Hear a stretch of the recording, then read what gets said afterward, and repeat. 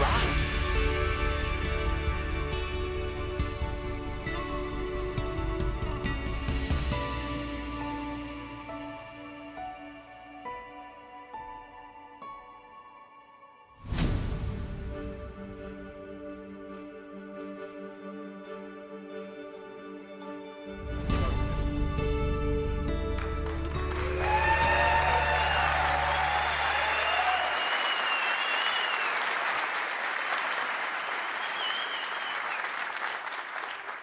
Hey everyone, it's great to be back at GDC.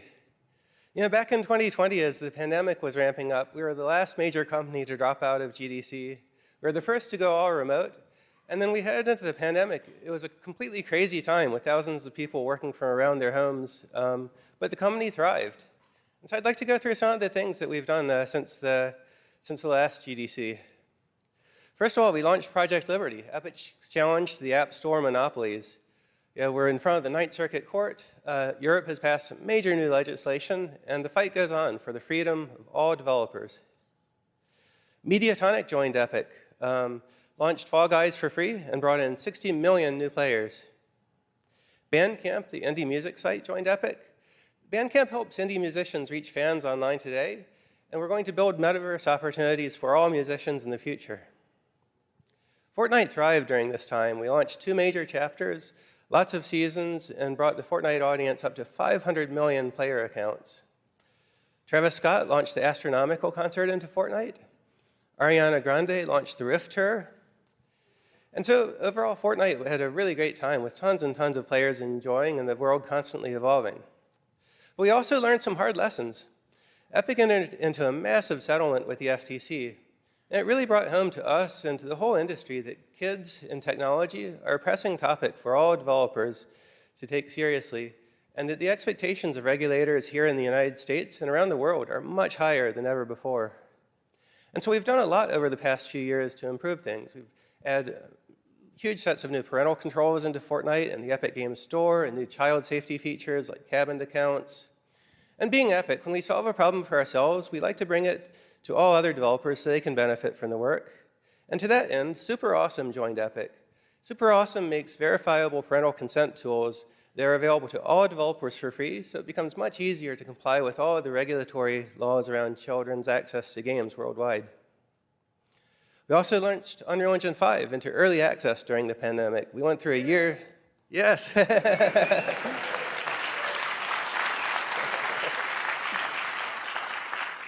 Went through a year of early access, followed by release. We updated Fortnite to Unreal Engine 5, and then we spent a whole year visually upgrading Fortnite to the latest capabilities of Unreal Engine 5, which we launched late last year, and we'll be showing later in this show.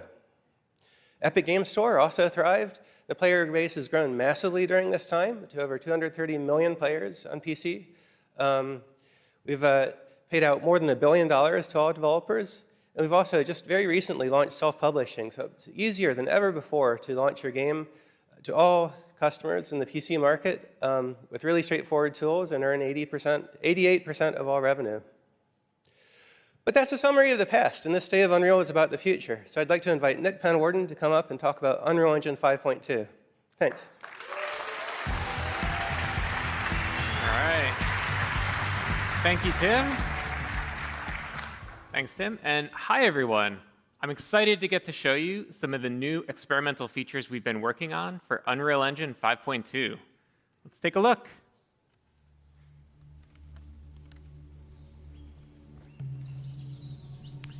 All right, so last year, we added several new features to the engine to support foliage rendering, and the Fortnite team used those features to ship Battle Royale Chapter 4.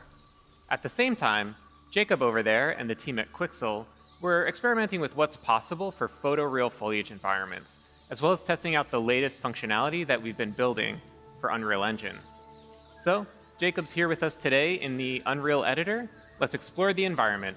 And what better way to do that than off-roading? And what better way to off-road than in a Rivian R1T? Now, Rivian uses Unreal to power their instrument cluster, including 3D visualization of their vehicles. So we worked with them to bring the R1T to life in this experience. Let's head on out, Jacob. Sure thing, on my way. All right.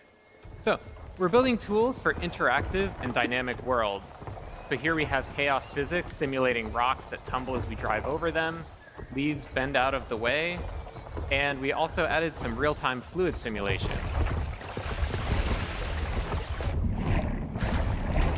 We worked with the team at Rivian to set up Unreal's chaos vehicle model to simulate the suspension of the truck and how the electric motors drive each individual wheel.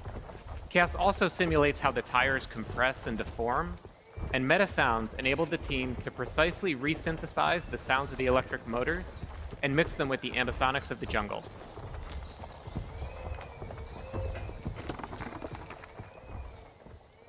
So Rivian provided us with a highly detailed model of the truck, about 71 million polygons that we're able to render in real time thanks to Nanite. Now, the Rivian not only looks incredibly realistic because of Lumen and Nanite, but also its materials. And today, we're introducing Substrate, our new material framework.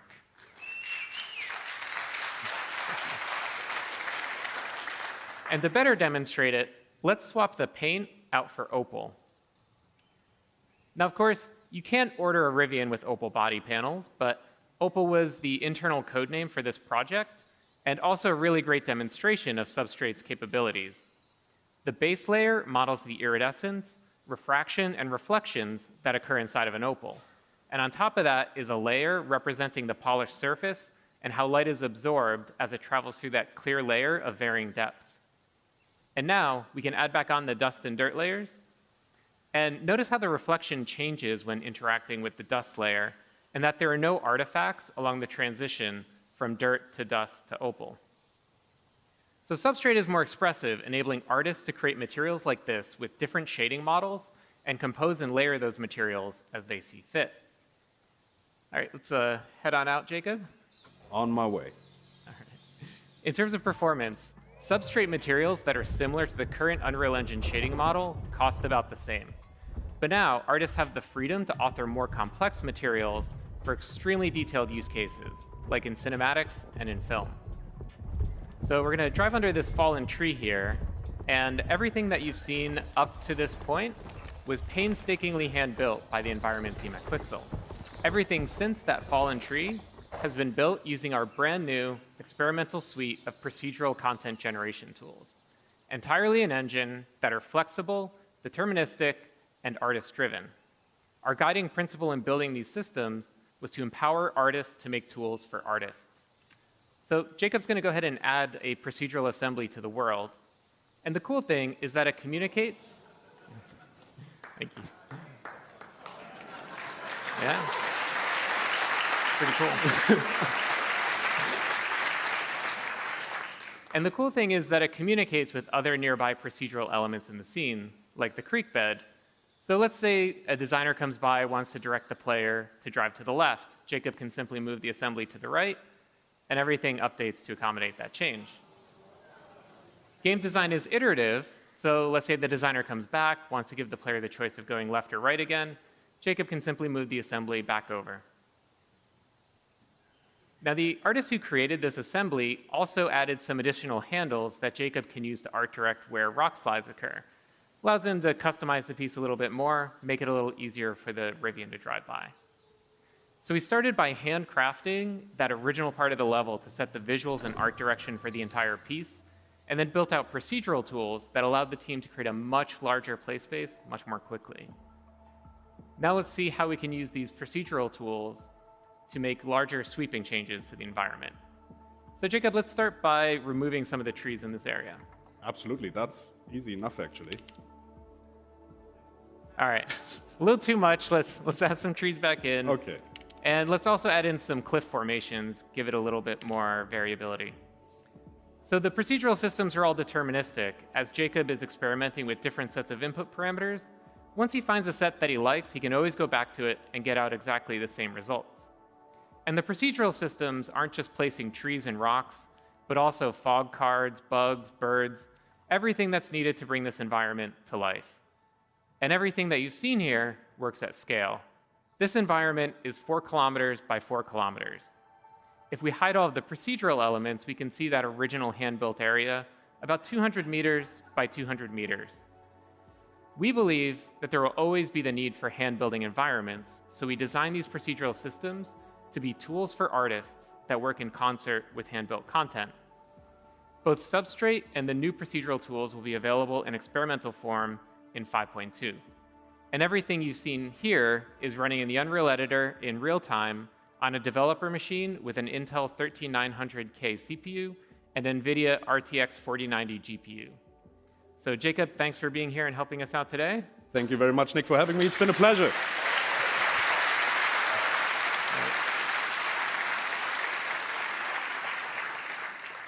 All right, so come visit us at the Unreal Engine booth on the expo floor. You can check out this demo for yourself. And this afternoon, here in the YBCA, we'll have a tech talk diving into the details behind this demo. In addition, the Preview 1 build of Unreal Engine 5.2 is available now. So you can test out all of the experimental new features we showed today, as well as numerous other improvements. Head over to the Epic Games Store to download the binary build, and also get the full source code from the Unreal Engine repository on GitHub. Now, I found that we make the best technology for developers when we use it ourselves, when we really put the engine through its paces, both through tech demos like this one, as well as full game productions. So to talk about how the Fortnite team used the latest Unreal Engine 5 capabilities to ship Battle Royale Chapter 4, please help me welcome John Loff.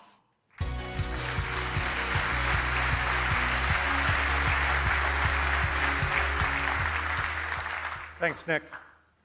For Chapter 4, we wanted to show Fortnite in a way players had never seen before. We upgraded with broad strokes, using Lumen, Nanite, and other UE5 tech. We worked directly with the engine team to improve these features and ensure they scaled on all platforms Fortnite ships on. First up was lighting. Now, our options in the past to improve lighting have been somewhat limited because Fortnite is a really dynamic game. Big lighting just doesn't work because the moment a player destroys a wall, light maps are invalidated. So we were really excited to give Lumen a shot. It updates global illumination in real time as the environment changes. Early in Chapter 4 development, we captured a video of Lumen enabled in a Fortnite test build. And the player in the video destroyed a wall, and light just came flooding into the room. And honestly, it was pretty stunning. It brought new life to the environment, and the realistic bounce light worked great with Fortnite's vibrant style. While initial results were exciting, nothing is that easy in game dev. And as we discovered, real-world lighting can create real-world problems.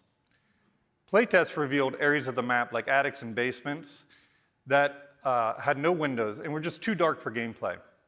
And it was also the first time we were using auto exposure, and it was causing bloomed-out areas when players were in dark interiors looking outside.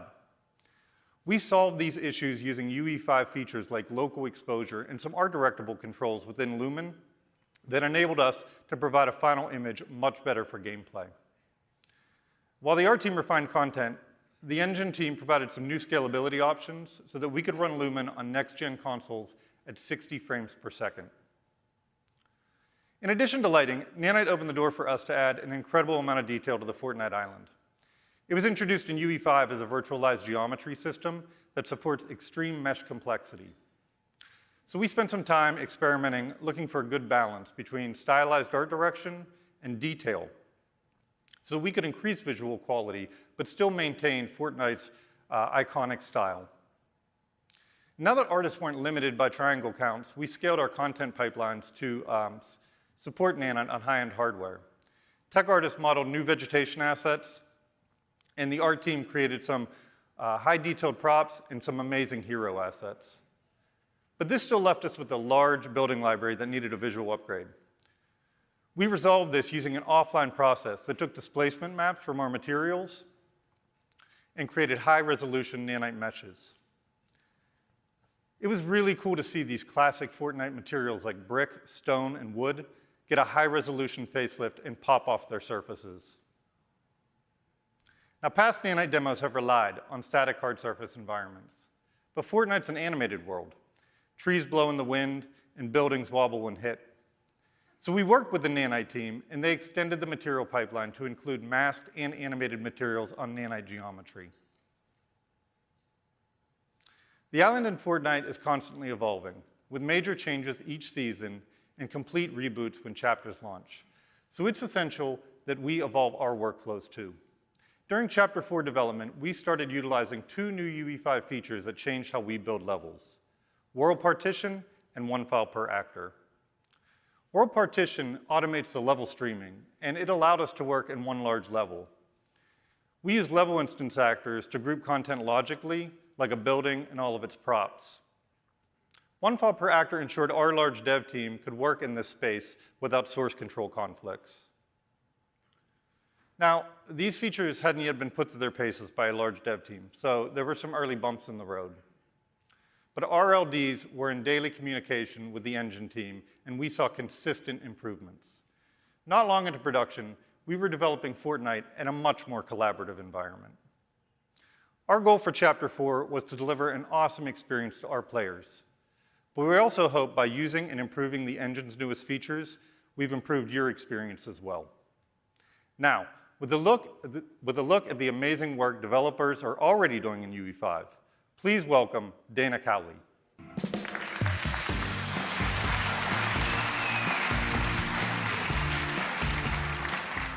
You know, even when you have great tools and amazing content at your fingertips, making games is hard, and it gets even trickier when you're trying to ship while you're upgrading your features. Now, we put a lot of effort into making sure that the transition from UE4 to UE5 was as smooth as possible, and you've proven that it worked. And we've been impressed with all of the teams who have made the jump over so quickly. You know, many of you moved your games over right in the middle of development, and quite a few of you have left internal tech in favor of UE5. And as of last month, 77% of all Unreal Engine users are on UE5, and that's rapid adoption en masse. And over 750,000 of you are actively building with Unreal Engine each and every month. You've invested in us, and we're investing in you. And beyond games, you're telling amazing stories across live action and animated entertainment. And to date, more than 550 television and film projects have been made with Unreal Engine in production. Now, these are some of the leading studios using UE5 today. This represents a brain trust of talented game developers from all over the world, and it's getting bigger every day. You've validated that we're on the right path, and we're blown away by how you've embraced the tools and shown us what's possible. And now, you're about to hear from several talented teams who are bringing their awesome games to PC, console, and mobile. First up, we have Qubit Studios, a small team whose game Infinitesimals has not only received an Epic Mega Grant, but it's also coming to the Epic Games Store with the help of Epic Games Publishing. Here to give you an exclusive new look is Michael Borjard. Thank you very much. Hi, everyone. I was invited here today to share our story with you. Qubit Studios is a small studio from Europe, and we have one mission: to bring the world of Infinitesimals to life. In our first game, you play as Captain Orkney Rolling Rake, as he and his crew explore a mysterious planet filled with lush environments. Now, a universe is already big at our scale, but when your main character is only a few millimeters tall, it takes on a whole new meaning. As a studio, we have big ideas. As a small team, we need to make choices. And that's where switching from UE4 to UE5 made a big difference for us. It has empowered us by giving us time back. Let me take you through a few examples. As Orkney is very small, we want players to truly feel its sense of scale by having a large space to explore. By using world partition in UE5, we managed to save months of dev time, not just because of the size of the world, but also because we can build on top of it. It allowed us to spatialize a lot of systems very quickly. And with the built-in HLOD, we get strong runtime performance while being able to load the entire world visually in editor. A large world is great, but it doesn't do us any good if it's empty. And that's where the new packed actors and level instances came in handy. A level designer can use prefabs to quickly prototype ideas, while artists can refine those prefabs in editor by assembling assets together. And with one file per actor, it all happens in parallel. On the animation side, motion warping allows us to use a single animation for a large range of situations. And with Control Rig, we can quickly create those first pass animations in Editor. But the most outstanding features are Nanite and Lumen. We don't need to spend time on topology optimization and can directly use high poly meshes. Lighting is more realistic, and we don't have to use tricks for transition between exterior and interior. All in all, working with UE5 has been a tremendous time saver for us, and upgrading from UE4 was surprisingly easy. We were up and running in a couple of days. We can now iterate more quickly, focus on gameplay, and allocate time to riskier ideas. But enough talking. Go on the Epic Games Store and wishlist the game now. Thank you, everyone. Enjoy the rest of the show. Your team has built a beautiful game, Michael. Fantastic work. Now, our next partner is one that needs little introduction. Kabam develops and publishes world-class, highly social, multiplayer mobile games. And today, they are here to make a special announcement. Please join me in welcoming Vice President of Product, Tyler Black.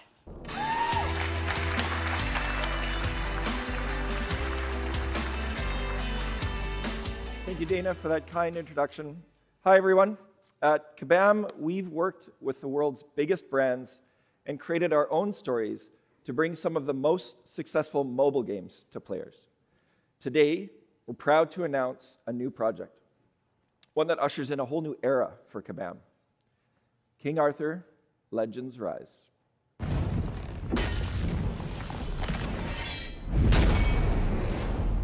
It's a new cross-platform squad RPG set in a stunning reimagined Arthurian world. When we began this ambitious project, we knew that Unreal Engine was the only solution that had the tools to bring incredible visuals to both mobile and PC at launch. So here's how we put those tools to use.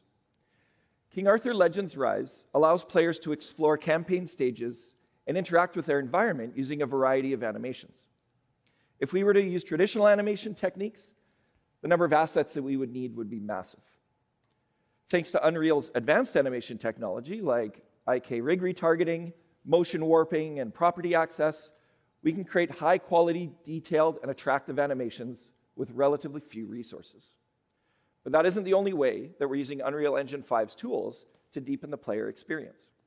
We're also making use of dynamic weather to affect character strengths and other stats and keep the battle gameplay fresh and immersive. That's all from us today. We can't wait to share more with you about King Arthur Legends Rise in the coming months. So check out our website, playkingarthur.com, and sign up to stay up to date on our newest game. Thanks, Tyler. Now, the next developer coming to the stage was founded a few years ago, and they're already making a big name for themselves. Hexworks is a CI game studio, and they are capturing the imaginations of fans of dark fantasy with their new action RPG, Lords of the Fallen. Creative director Cesar Vitosu is here to give you an exclusive look at how they're using UE5 to build one of this year's most highly anticipated games. Thank you, Dana. Thank you, Dana, for the introduction and handling my name so graciously. Hello, everyone. I am very excited to be here and represent Hexworks, our incredibly talented multinational team behind Lords of the Fallen, our upcoming dark fantasy action RPG. And today we'll be sharing how Unreal Engine 5 has helped bring our highly ambitious and decidedly grim vision to life. Please enjoy. Welcome to the Lords of the Fallen Technical Showcase.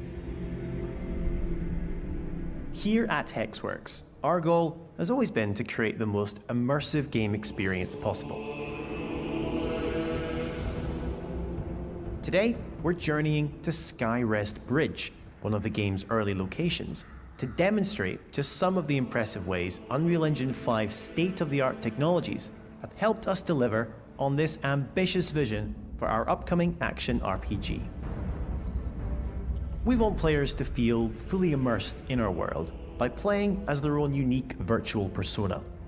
To achieve this, we have used a combination of technologies, including 3D scans of real people and UE5's own character customization tech. Players can create unique faces and bodies by dynamically morphing between a huge range of shapes before finessing the finer details. our extensive selection of armor sets seamlessly adapt to whatever shape the player chooses. It's really important to us that we represent as wide a proportion of our audience as possible. Being able to customize your hero in Lords of the Fallen is only the beginning. Each and every one of our characters is incredibly detailed, using high-resolution textures. Get up close to any surface in the game, like this tunic for example, and detailed texturing provides incredible levels of micro-detail. How these objects move and behave is also crucial for player immersion. UE5's Chaos Physics engine facilitates advanced simulations for clothes, chains, hair, belts, and a whole lot more. This helps to substantially enhance the secondary motion in all our characters, making their movements look much more lifelike. The lighting in Lords of the Fallen takes full advantage of Unreal's brand new Lumen GI.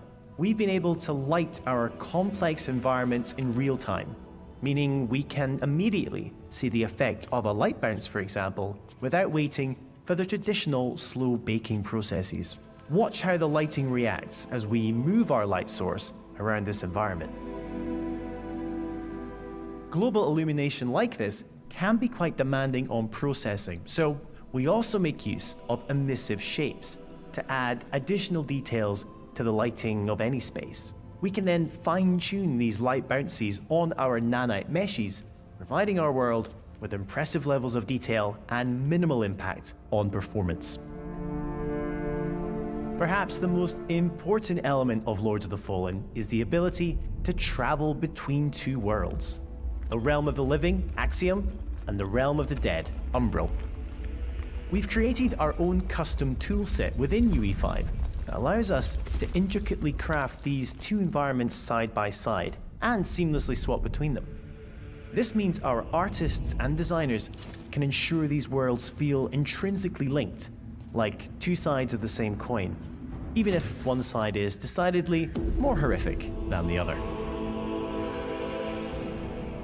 On behalf of Hexworks, thanks for watching today's brief tech presentation. The twin realms of Umbral and Axiom await fearless adventurers later this year when Lords of the Fallen launches on PC and current-gen consoles.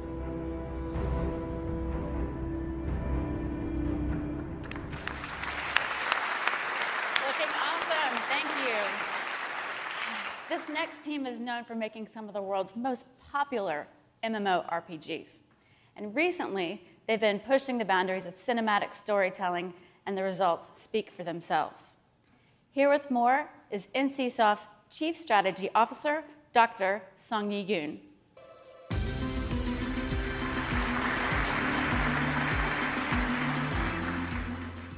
Thank you so much for the introduction, Dana. Good morning, everyone. I'm excited to share our latest production, Project M, with you today. As you may know, NCSoft is recognized as one of the best MMORPG developers thanks to our blockbuster franchises like Lineage and Guild Wars. However, we're not content with this achievement. We're always pushing for boundaries and exploring new technologies. So let me introduce Project M to you. It is our latest innovation, harnessing the power of cutting-edge AI and graphics technology to an unprecedented level. With the help of Unreal Engine, we have achieved our vision for Project M with seamlessly integrating our foundational AI technology, resulting in breathtaking detail. So to give you a sneak peek, we have prepared a video featuring our CEO and Chief Creative Officer, TJ, who will personally guide you through our newest creation as a digital version of himself. Thank you so much for your attention, and I hope you enjoy Project M.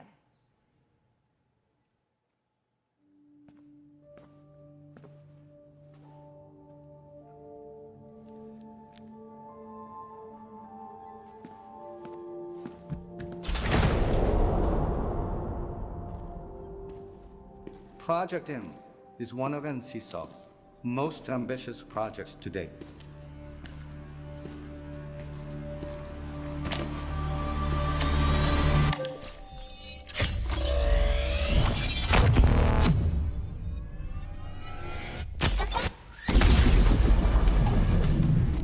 What would it mean to you if the world was comprised of informational particles instead of physical particles?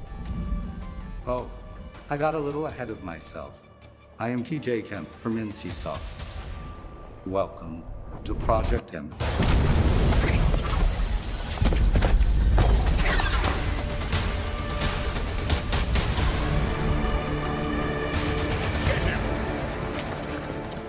How would the fabric of simulated reality change our perceived world if we could tamper with the arrangement of those particles? This very idea is what sparked Project M.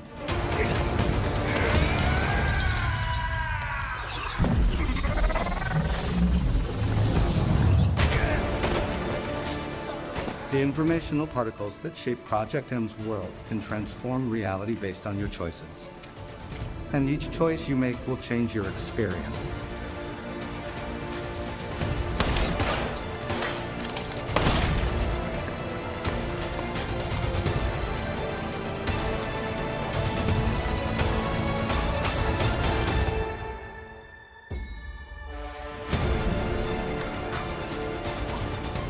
The information that exists in the present reality determines how the world will unfold.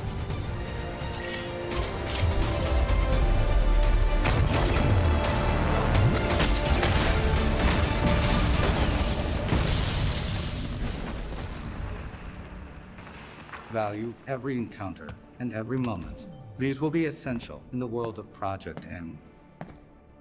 This is where our journey ends for now. I look forward to seeing you all again soon.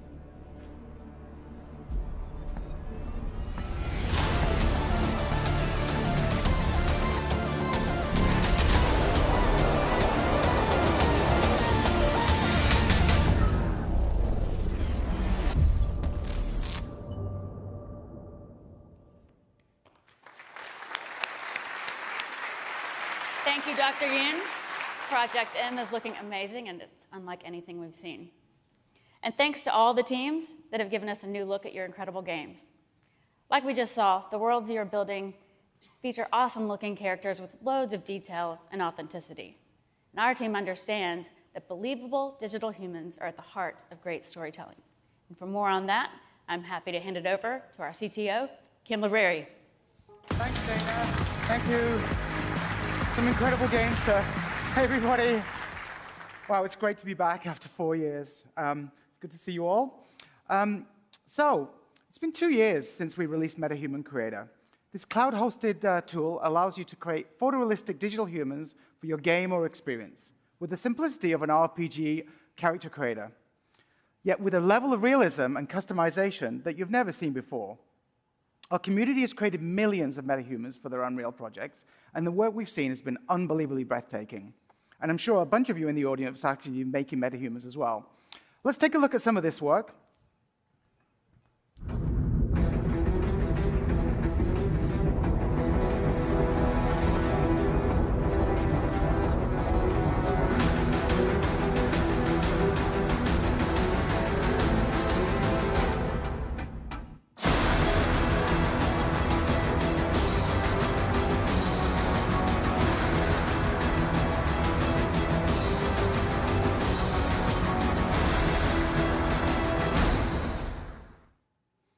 Amazing. You know, there isn't a day that, thank you. So there isn't a day that goes by that we don't see some post on LinkedIn or Facebook or wherever showing us amazing usage of metahumans. And I think it's been a really big game changer for anybody trying to tell a story in their game or their experience. But today we want to take things to the next level. So I'm going to actually introduce two of my most favorite friends to the stage. Our head of digital human technology, Vladimir Masilovich, and the actress best known as Senua from Ninja Theory's fantastic Hellblade series, Melina Juergens.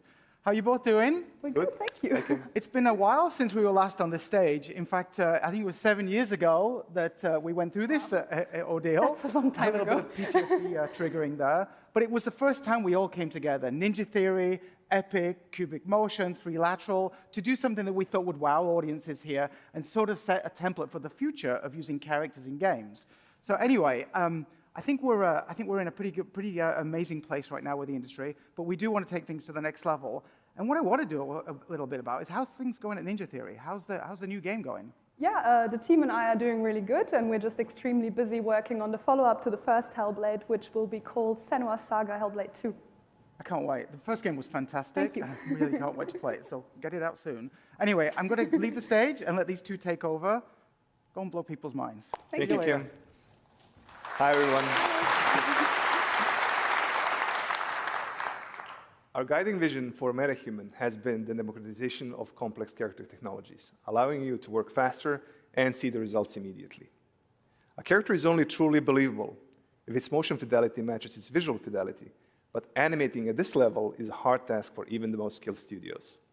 Some of our best work leveraged 4D capture, but this took specialized hardware and weeks or even months of processing time. While MetaHuman Creator gave you the ability to generate high-quality characters, animating them still wasn't as easy. This is why I'm very excited to announce a new capability to the MetaHuman product, MetaHuman Animator. MetaHuman Animator contains the essence of our 4D pipeline, but optimized to run on a single machine. It is able to use iPhone, as well as stereo professional systems, and today, we're going to demonstrate how it works.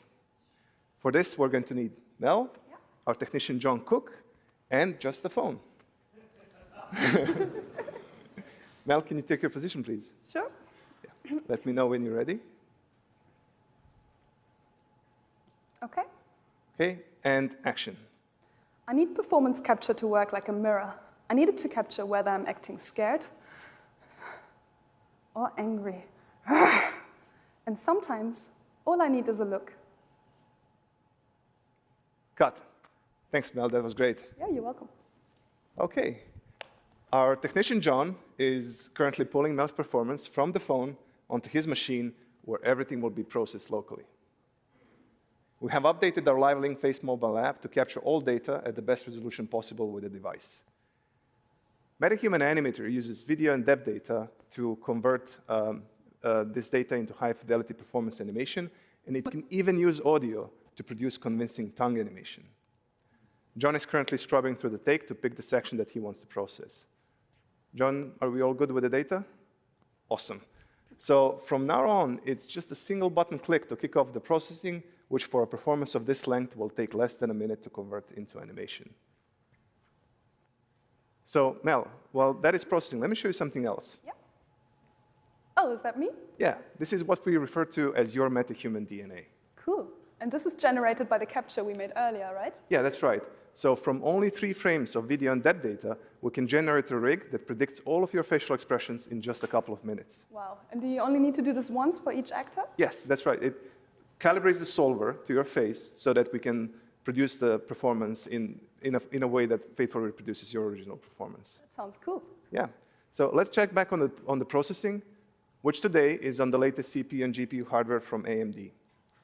MetaHuman Animator uses a custom Epic facial solver and landmark detector. We can interactively look at the animation while it's being solved and compare it to your original performance. So it looks like it's almost finished. After this, it's going to do one more pass to make the curves more stable, which is really quick. And from here on, we just need to export the animation. This takes only a few seconds. And then John needs to drop it in the level and add the audio so that we can see the result. So Mel's MetaHuman should now be ready in the level. Mel, you excited to see the results? Yeah, can't wait to see it. I need performance capture to work like a mirror. I need it to capture whether I'm acting scared or angry. And sometimes, all I need is a look.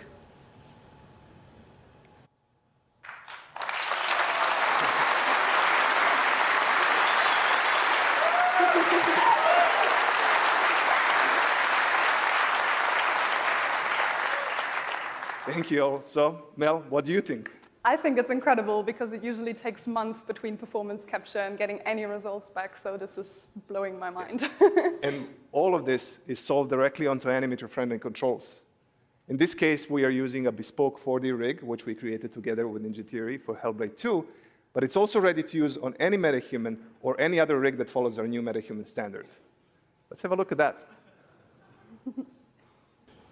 I need performance capture to work like a mirror. I need it to capture whether I'm acting scared or angry.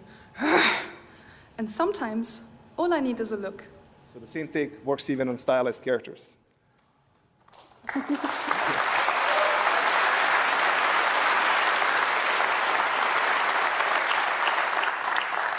Thank you all. These technologies are completely redefining our creative process, as they will redefine yours when we release MetaHuman Animator to everyone in just a couple of months. We've got one more thing we'd like to show you. We haven't forgotten about the needs for full performance capture shoots.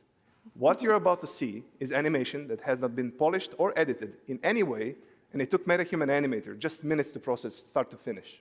Yeah, so here's one of my favorite lines from Ninja Theory's upcoming game, Senua's Saga Hellblade 2, and I really hope you enjoy it and the rest of the show. Thank you very much. Thank you.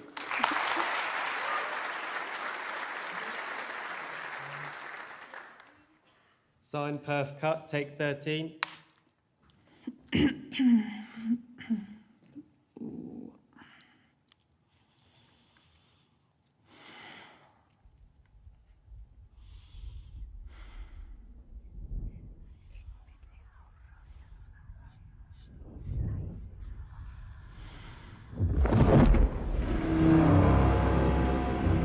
I see through your darkness now. I see through your lies. I will show them how to see as I do. I will not appease your gods. I will destroy them.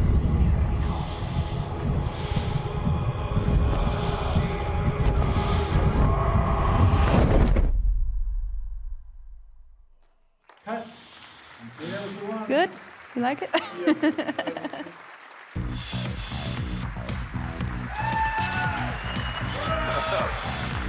Man, was that cool.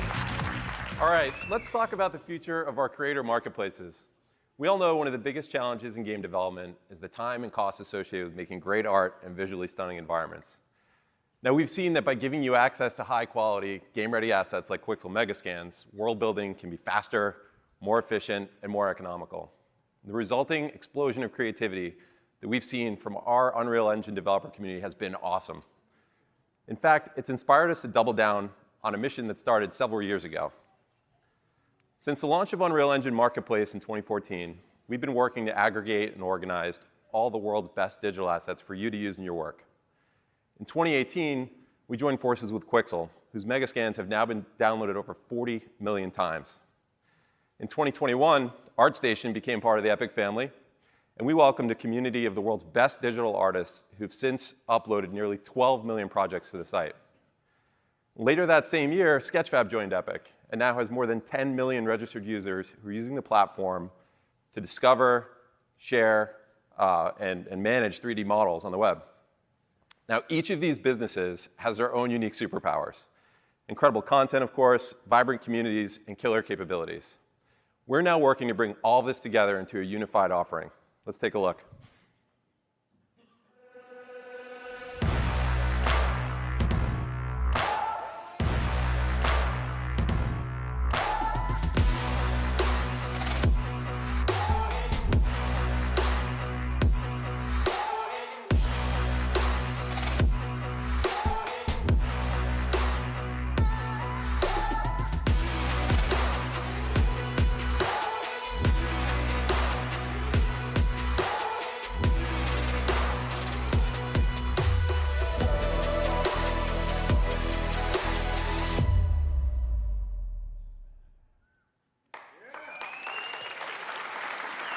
Later this year, we'll be merging our content offerings into a new unified creator marketplace called Fab.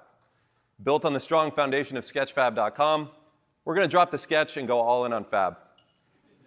Fab will be an open marketplace serving the entire digital content creation industry. That means we're going to offer assets for all game engines, all digital content creation tools, and metaverse-inspired open worlds. So whether you're a studio making a blockbuster game or a movie, or you're a player building your first island in Fortnite, our goal is to bring you everything you need to build your world in one place. We'll have 3D models, materials, sound, plugins, animations, visual effects, and more.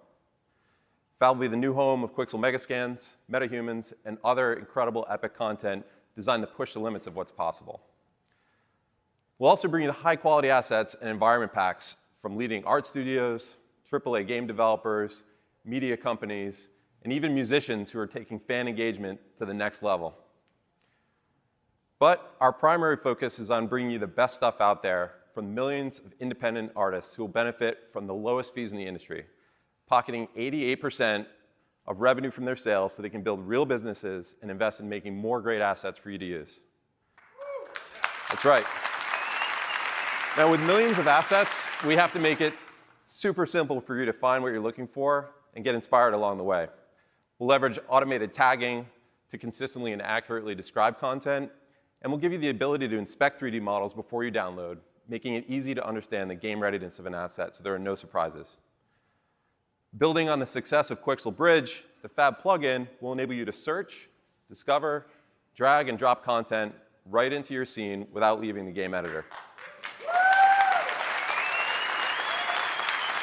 We want to improve your workflows by connecting Fab to all industry-leading digital content creation tools. For example, our partnership with Adobe will make it easy for you to export and publish models from Adobe Substance Painter directly to Fab. Finally, leveraging Sketchfab's digital asset management capabilities, Fab will be the place where you go to store, manage, and share assets either privately with teammates for collaboration or publicly on the web to showcase your work. And with collaboration tools like this, we want to help small teams do big things. Now, it's no longer just major studios who are driving our industry forward. World building has become accessible to everyone. And we're seeing this today with tens of millions of new creators building awesome experiences in Fortnite, Roblox, Minecraft, and other open worlds. This is increasing the demand for ready-to-use content, and it's creating an exciting new opportunity for asset creators to reach massive new audiences. We believe an open and fair marketplace where artists and developers can come together to buy and sell assets is essential to the creation of the emerging metaverse. Now, we're going to keep you posted over the course of the next several months as this rolls out, and we're looking forward to partnering with you all to make this an industry-wide success. And now, please welcome Sax Pearson.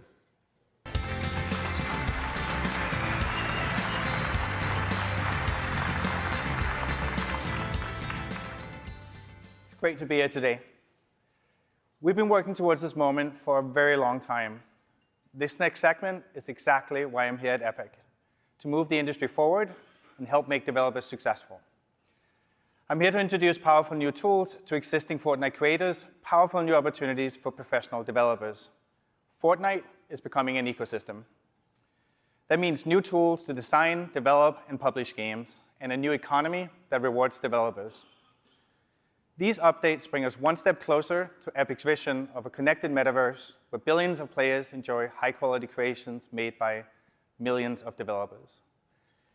At the center of this all is Unreal Editor for Fortnite, available today in public beta on Epic Game Store.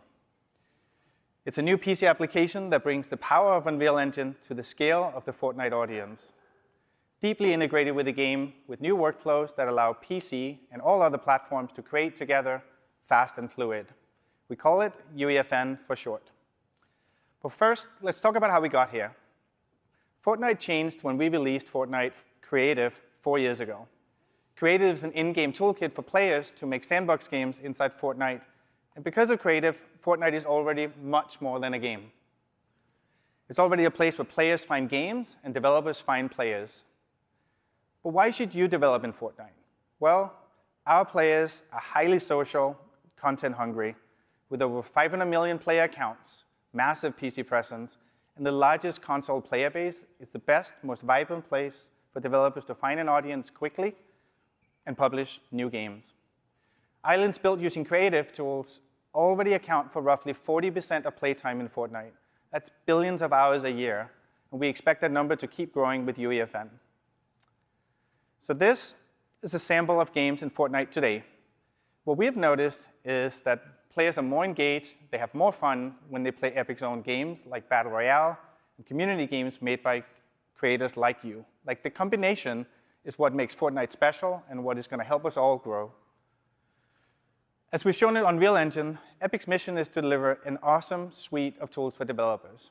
Unreal Editor for Fortnite is for experienced game developers, like many of you in this room, but it's also for the growing community of Fortnite Island creators that are ready for Unreal Engine's proven PC editor workflow.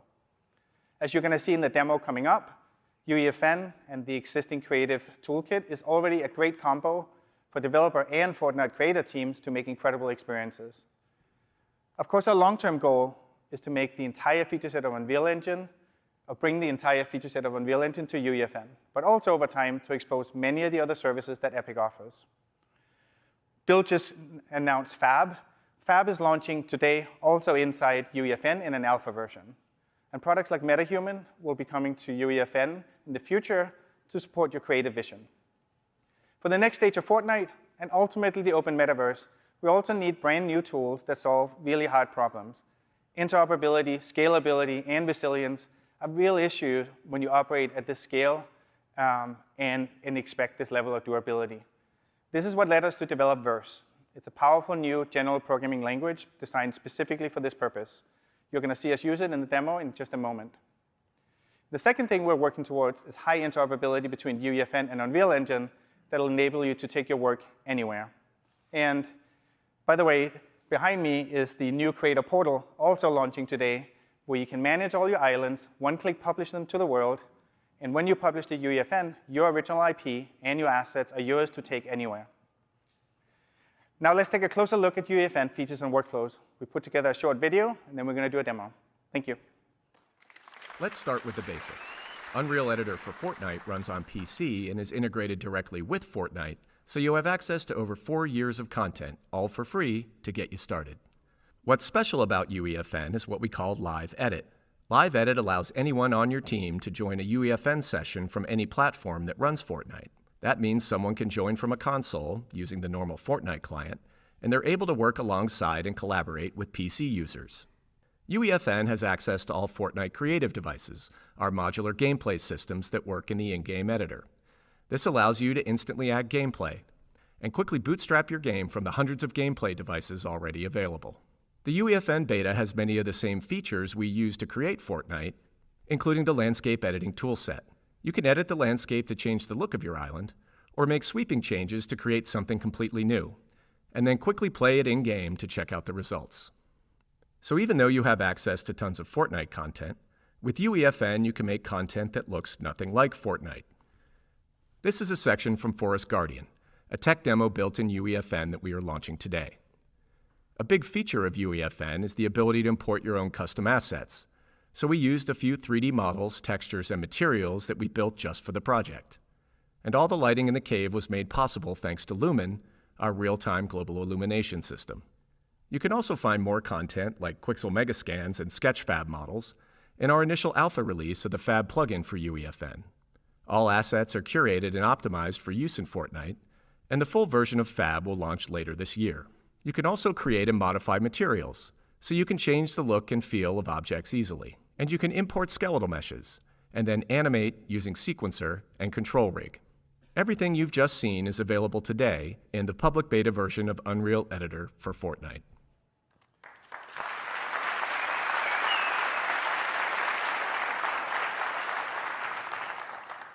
So it's a short video of just like the most condensed way we could show some of the more important workflows. But I think a much better way is to tempt fate, and let's do a live demo on PC running on Fortnite public servers right here on stage. Welcome Michael and Ray to the stage. Take it away.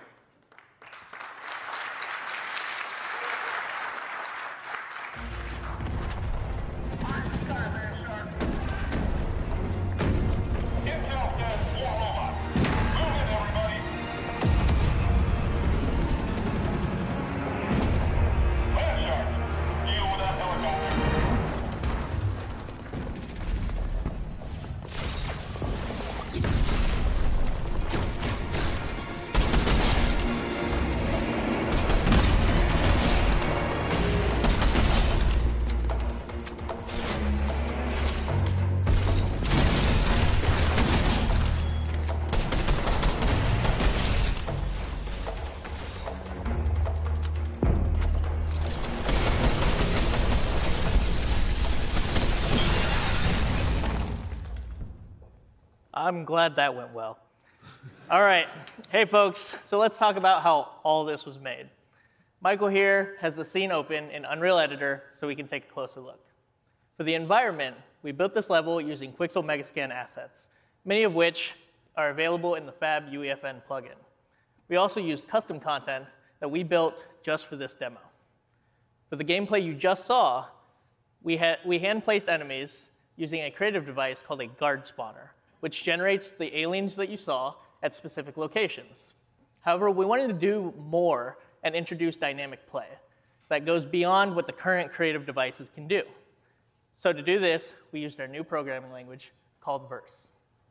So in this short section of code, every second, we grab the position of the player.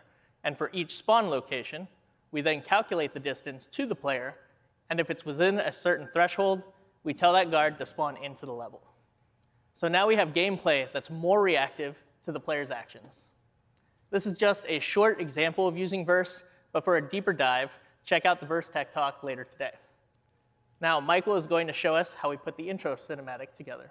Hi, everybody. So before the gameplay section, we played this quick cinematic animation. This was actually created entirely in UEFN using Sequencer. Sequencer is our multi-track editor, and it's been used in everything from in-game cinematics to Hollywood feature films. So let's take a look. Now all of this stuff is available right inside UEFN. So let's take a look at this last shot from a slightly different perspective. So the other thing we featured in this section was a bunch of Niagara. Niagara is now available in UEFN, and it's our high-end VFX system. So, and just like in the movies, you can frame up shots and have great effects. So what we're going to do here is just set this up. So just like in the movies, you can have slow-mo too. Makes everything better, right? So these are just a sampling of some of the stuff that you can do inside Sequencer. But let's get back to the game. All right, so now that we're back in the game, in UEFN, you have access to Fortnite's time of day system. Or you could use what we did and do what we did and use a completely custom lighting solution. And thanks to Lumen, both daytime and nighttime look great. Now, let's go to the final gameplay section and let's close out the demo. But as a reminder, everything that you're seeing here was created in the same version of UEFN that we're releasing today. I think I'm going to jump in here and help you, Ray. I'm all for that.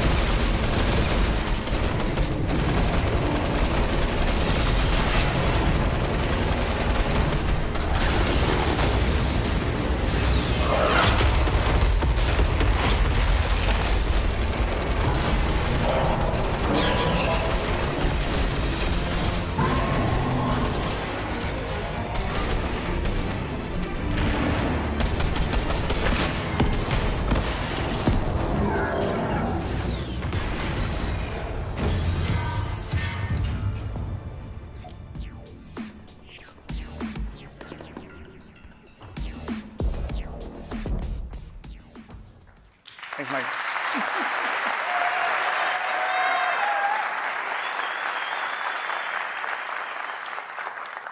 Thanks, Michael and Ray, everybody that put this together. The demo came about when we asked the special projects team inside Epic that came straight off the Matrix demo to, why don't you put UEFN through its paces? And one amazing fact about this demo is that it's less than 400 megs, it downloads and plays in less than a minute, and it plays on any platform that Fortnite runs on. Like, that is the promise of what UEFN is. So again, Unreal Editor Fortnite is available today in public beta in Epic Game Store. If you want an early glimpse of some other technical showcases that our internal teams made, with UEFN and Verse, check out Deserted Domination, Forest Guardian, and The Space Inside. All three are available to play right now in Fortnite Discover.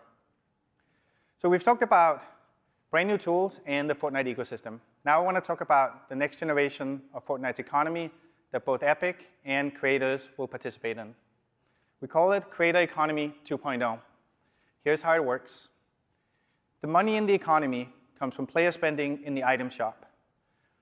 Fortnite generates billions of dollars a year in revenue from player purchases. Fortnite players who have fun engaging in islands tend to spend more in the item shop.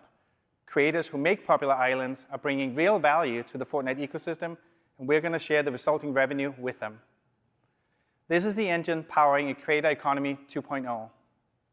We believe this so strongly, we will distribute 40% of Fortnite's global net revenue to eligible creators who publish games in Fortnite, both independent developers and Epic. Anything we make, like Battle Royale, Zero Build, also participates in the pool shared with creators. This will be the primary way that Epic will pay for our own game development in Fortnite going forward. This is I'm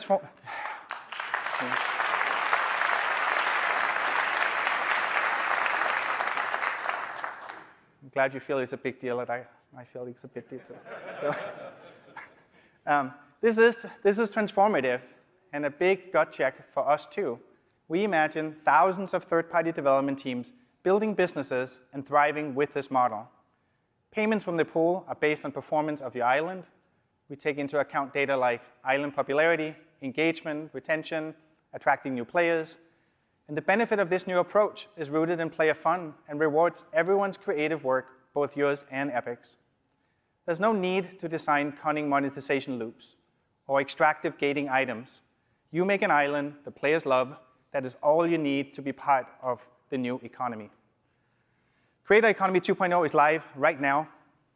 For eligible creators who are currently publishing, we are backdating the engagement payouts to the beginning of this month.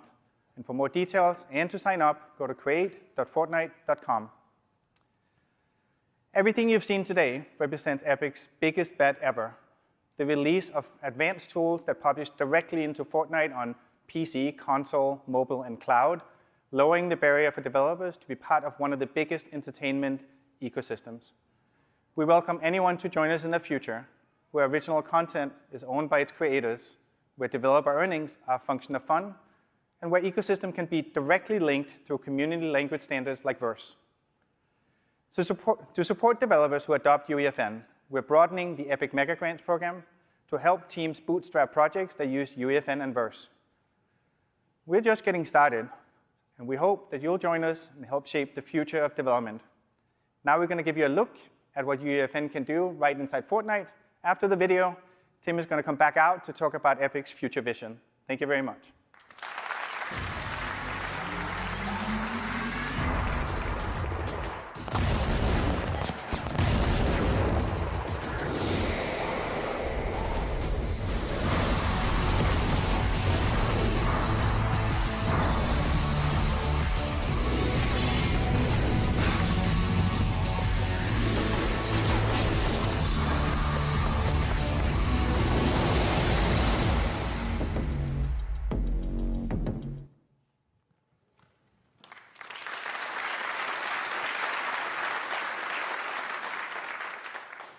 Thanks. We think this is going to be a really powerful combination, putting together Fortnite's 70 million monthly active users with the power of the Unreal Editor and a new creator economy to share the revenue with creators who create engaging experiences. And it's another milestone on the path to a new kind of entertainment medium, which science fiction literature calls the metaverse. Because there's a crazy amount of hype around this whole topic, I'd like to step back and take a long-term look at what we see here. And at the core of it is some very real growth, starting with Fortnite's 70 million monthly active users, Roblox's 250 million monthly active users, Minecraft's 100 million, and PUBG Mobile and Apex Legends, and numerous other metaverse-inspired games, is leading to an identifiable audience today of over 600 million active users in these virtual worlds. And it's on a growth trajectory that will put it at billions of users by the end of this decade. And so we can set aside the crazy hype cycle around NFTs and VR goggles. These technologies may play a role in the future, but they are not required. This revolution is happening right now. And the core of it is something that every gamer already understands. It's you and your friends getting together online and going around as a group on voice chat, having a fun time, and social entertainment experiences. And some of these experiences are serious games like Battle Royale. Some of them are going to a concert and dancing, or chatting with friends and just having a good time. We see this as the next big change in gaming and in Epic's evolution as a company. We started out back in 1991 making 2D games. We recognized the opportunity with 3D, so we built the first Unreal Engine and the first Unreal Tournament game. We evolved to make console games like Gears of War. Then we evolved to make online games like Paragon and Fortnite. But when Fortnite shipped first in 2017, it was just our game. But over time, we recognized the opportunity to bring it to a much wider audience. So we built Fortnite Creative Mode, and then the Unreal Editor for Fortnite coming out now. But we see the future of this medium primarily not about Epic's work, but about the work of independent creators. And we're building towards this open metaverse from two different directions. First of all, we're taking the Fortnite audience we have and enhancing the development capabilities with the new tools and this creator economy to support everybody's work. But we're also helping developers building standalone products evolve towards building metaverse experiences themselves. And the Unreal Engine is a tool for this. The Epic Games Store is a distribution vehicle for it. Epic Online Services has taken Fortnite's and Epic's 700 million player accounts and 5 billion social connections and opened them up for free to all developers so they can plug into voice chat and participate in these social experiences in a very easy-to-use way. And all of these are on-ramps to the future metaverse. We really think that over the next decade, today's separate apps and ecosystems are going to join together to form tomorrow's open metaverse. And because the last couple of decades have been about walled gardens, walled gardens, walled gardens, let's back up and talk about how open systems have successfully come about in the past. This last happened really big time back in the early 1980s and 1990s when the open internet was built. Back in those days, there were a bunch of closed networks at different companies and universities that couldn't talk to each other. And so the industry got together and defined open standards to connect these closed networks into one big open network. They connected email systems by putting the @ sign in email addresses so people on one service could communicate with people on other services. And then they began to define open standards like JavaScript and HTML for the open internet so that any user could participate. And the rule at that point was that any company could connect as an equal into the system just by following the open standards. Now let's talk about what this means for the open metaverse of the future. We have the opportunity to take all of these different online ecosystems for gaming, like consoles and publishers, and connect them together into a single place where anybody can talk to anybody else. We have the opportunity to turn today's game engines into tomorrow's metaverse browser engines. If you take a look at Unreal Engine and Unity and Godot, you have some very powerful 3D engines that have an increasingly common set of features and are increasingly adopting industry standards as ways of communicating with each other and with other tools.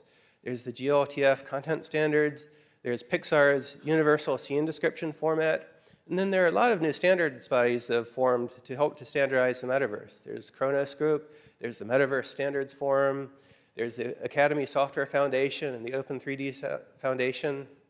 And we have the opportunity for all developers to work together to define the future of this thing. And there's also the opportunity to connect the economies of these different ecosystems. What a user would really like is to be able to buy a cool-looking outfit in one place and take it everywhere they go. And as we were designing this new Fortnite creator economy, one of the things we were constantly thinking about is how this could, in the future, be connected into an open metaverse economy. And there's no reason that the core model there, in which revenue from item shops are shared with creators of experience based on engagement, couldn't be turned into an economic model for the open metaverse at large, with economic peering overseen by governance groups to make this work in a safe way for all players. And this gets us to a really key question here, and that is, who is going to build the metaverse in the future? And we believe the answer has to be all of us together. It has to be a combination of indie game developers together with AA and AAA game developers, and Fortnite creators and Minecraft creators and Roblox creators, each bringing their best specialized knowledge to the new world. And brands like Disney and Ferrari and Ralph Lauren, who've already experienced the metaverse through crossovers with Fortnite, we think this is just the very beginning of a very long-term opportunity for all of these companies to have a much larger presence in the digital world, in which it becomes a major and first-class business line for all of them. Future Open Metaverse will be about musicians and music labels and film and television studios who are using virtual production today to build world-class photorealistic content, being able to bring it and launch it playably in the metaverse, timed together with their film and television experiences in an endless stream of awesome entertainment content that's open to everybody to participate in. Now, Epic has a long history of supporting developers this way. We've built a lot of different services that are available to everybody to use. There's the Unreal Engine. There's Epic Online Services, which are open to all platforms and all stores. There's the Epic Games Store, which is open to software built on all engines using all different online services. And we believe the metaverse has to be open. It can't be another monopoly's walled garden. And Epic is all in on this. We went from the pandemic to the tech downturn, the crypto implosion, and now banks are failing. And it's a really crazy time again, but we're investing very heavily in the future with the belief that companies who invest now through these hard times are going to come out the strongest company in the future, the strongest companies in the future. Some of these investments we're making in Fortnite initially and then bringing the work to Unreal Engine. Some things we're building in Unreal Engine, taking to Fortnite. But the aim is to support everything that AAA game developers are doing today and more. And this project, to build this all out into an open system, is going to take most of the decade. And that is the journey from Unreal Engine 5 to Unreal Engine 6 that will happen over this time period. It is the same journey to the open metaverse. But there's no need to wait because we're doing it live. We're building all of these systems and deploying them as we build them right into Unreal Engine 5 openly with partners. So we hope you'll download this stuff, download Unreal Editor for Fortnite, download the Unreal Engine and get started, and come see some of our tech talks where you talk about this in way more technical detail. So thank you very much for your time.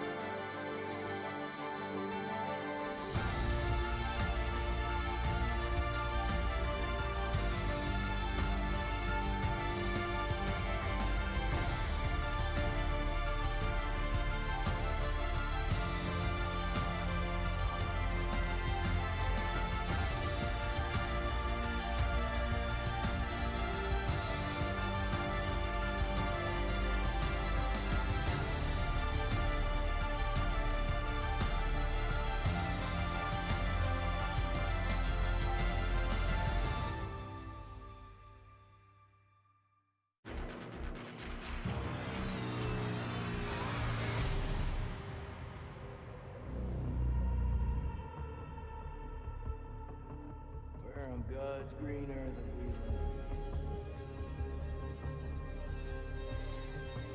An ancient horror has awoken from its slumber and is hungry for blood. You keep lookout. Look out for what? Peeps of the war zone have uncovered what appears to be an underground storage facility.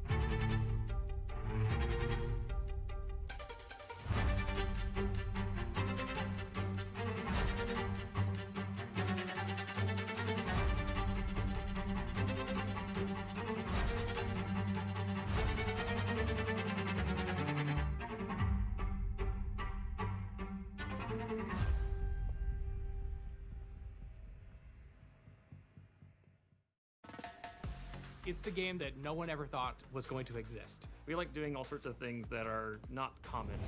Depending on the layout of the engine, that can be very difficult. Having made games for 20 years, I almost feel lazy in the amount of polys I can push through this engine and still run fast and efficiently.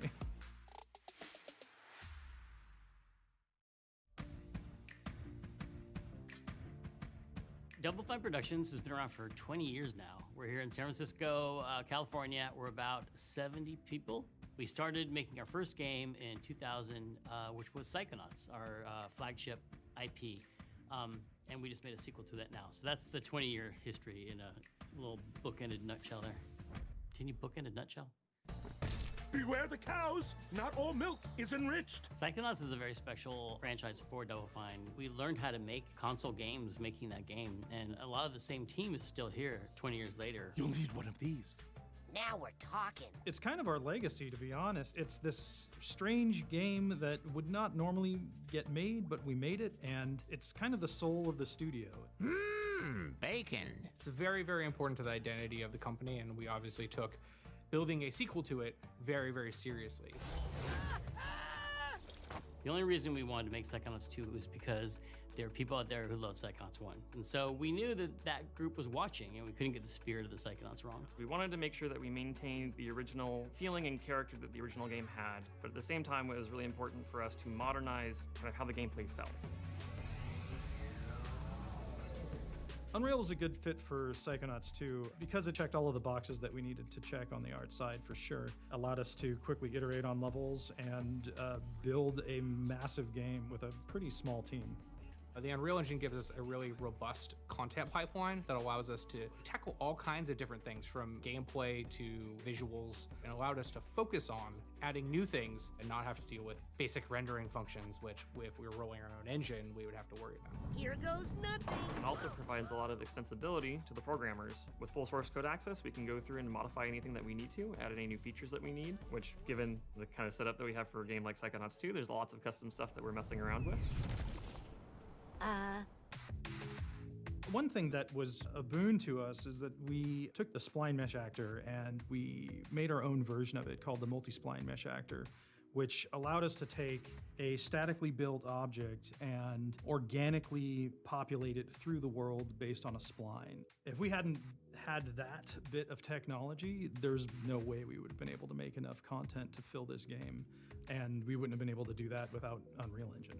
One of the things that's really helpful about Unreal is that using Blueprint, designers can mock up an idea for gameplay and see if it's fun or not before they actually request a feature to be coded by a programmer. So we can do a lot of experimentation, which is always good to test out ideas in a rapid way. It's really nice because it acts sort of like as a common ground where designers, artists, and programmers can all contribute to logic that's stored in Blueprint.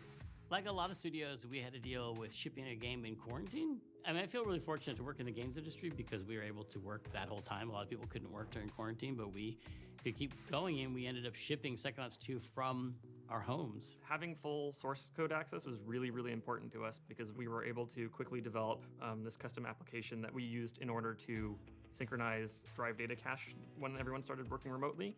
And so being able to distribute that work across a lot of different machines saved up a lot of time over the last year and a half. Having all of our files be in sync was the thing that helped us the most. Just having source control on this project was the only thing that kept us going. Without that, it would have been madness. Yeah, we wouldn't have been able to make this game without it. Ew, the slime is so sticky. After all we've been through, the ups and downs, it's been quite a roller coaster. And then to make a game that's been so well received at the end of that 20 years, it just feels really good because it feels like we, I don't want to say still got it, but maybe we'll pretend someone off camera said that. Oh, still got it? Yeah, that sounds good. Still got it.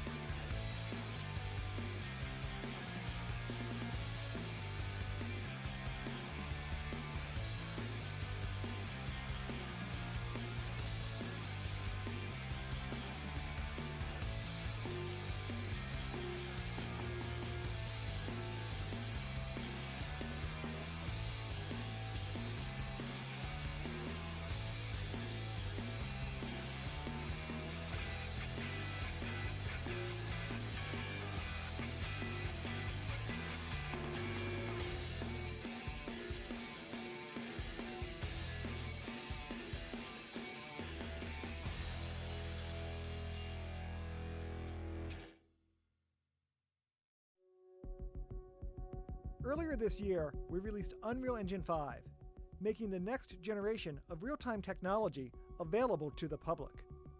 We've created many new tools and features that make working in real time faster, more efficient, and more collaborative. Let's take a look at a few of the tools in Unreal Engine 5. First off, you can create games and real-time experiences with massive amounts of geometric detail.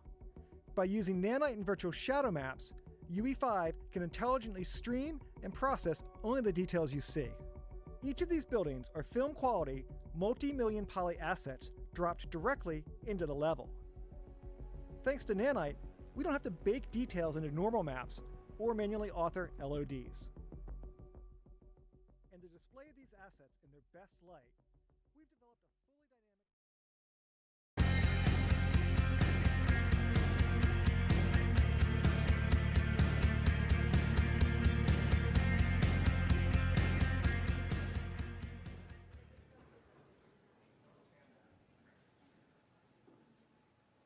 Hey guys, my name is Julien Leroux. I'm the lead tools programmer in the Unreal Engine procedural team, and this talk is new tools for building photoreal worlds in Unreal Engine 5.2. So, sorry, double click.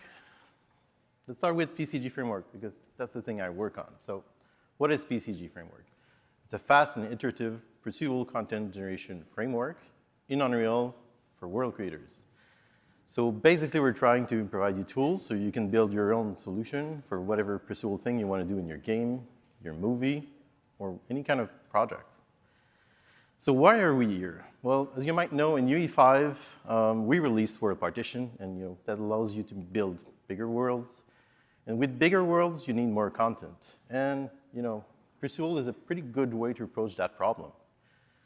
So that's exactly what we've done in the Matrix Awakens demo. We've built this incredible city, all procedurally done, and it was awesome, right? But we kind of noticed there were some, production challenges, workflow issues that we wanted to try to address. And as you might have heard just a couple of minutes ago, with UEFN, more and more people are going to have their hands on UE, and we wanted to make procedural content generation a lot more accessible. So all of this drives the vision of what we're trying to accomplish here. we want procedural content generation in Unreal Engine, so no reliance on external processes, even though, I mean, you can add them if you want to.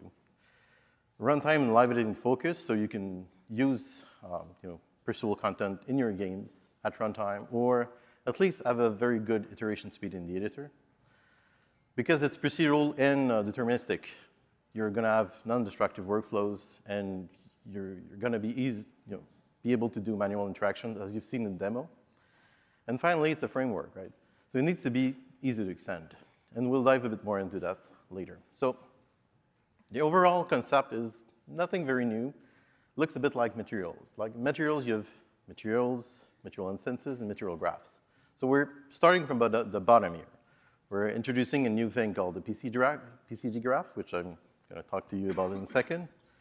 At the instance level, we have the PCG component, well, it's basically the graph you want to run, and at some point in the future, some parameters so you can tweak.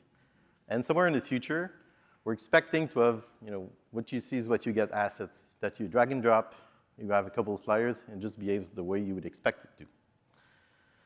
So let's talk about the node graph.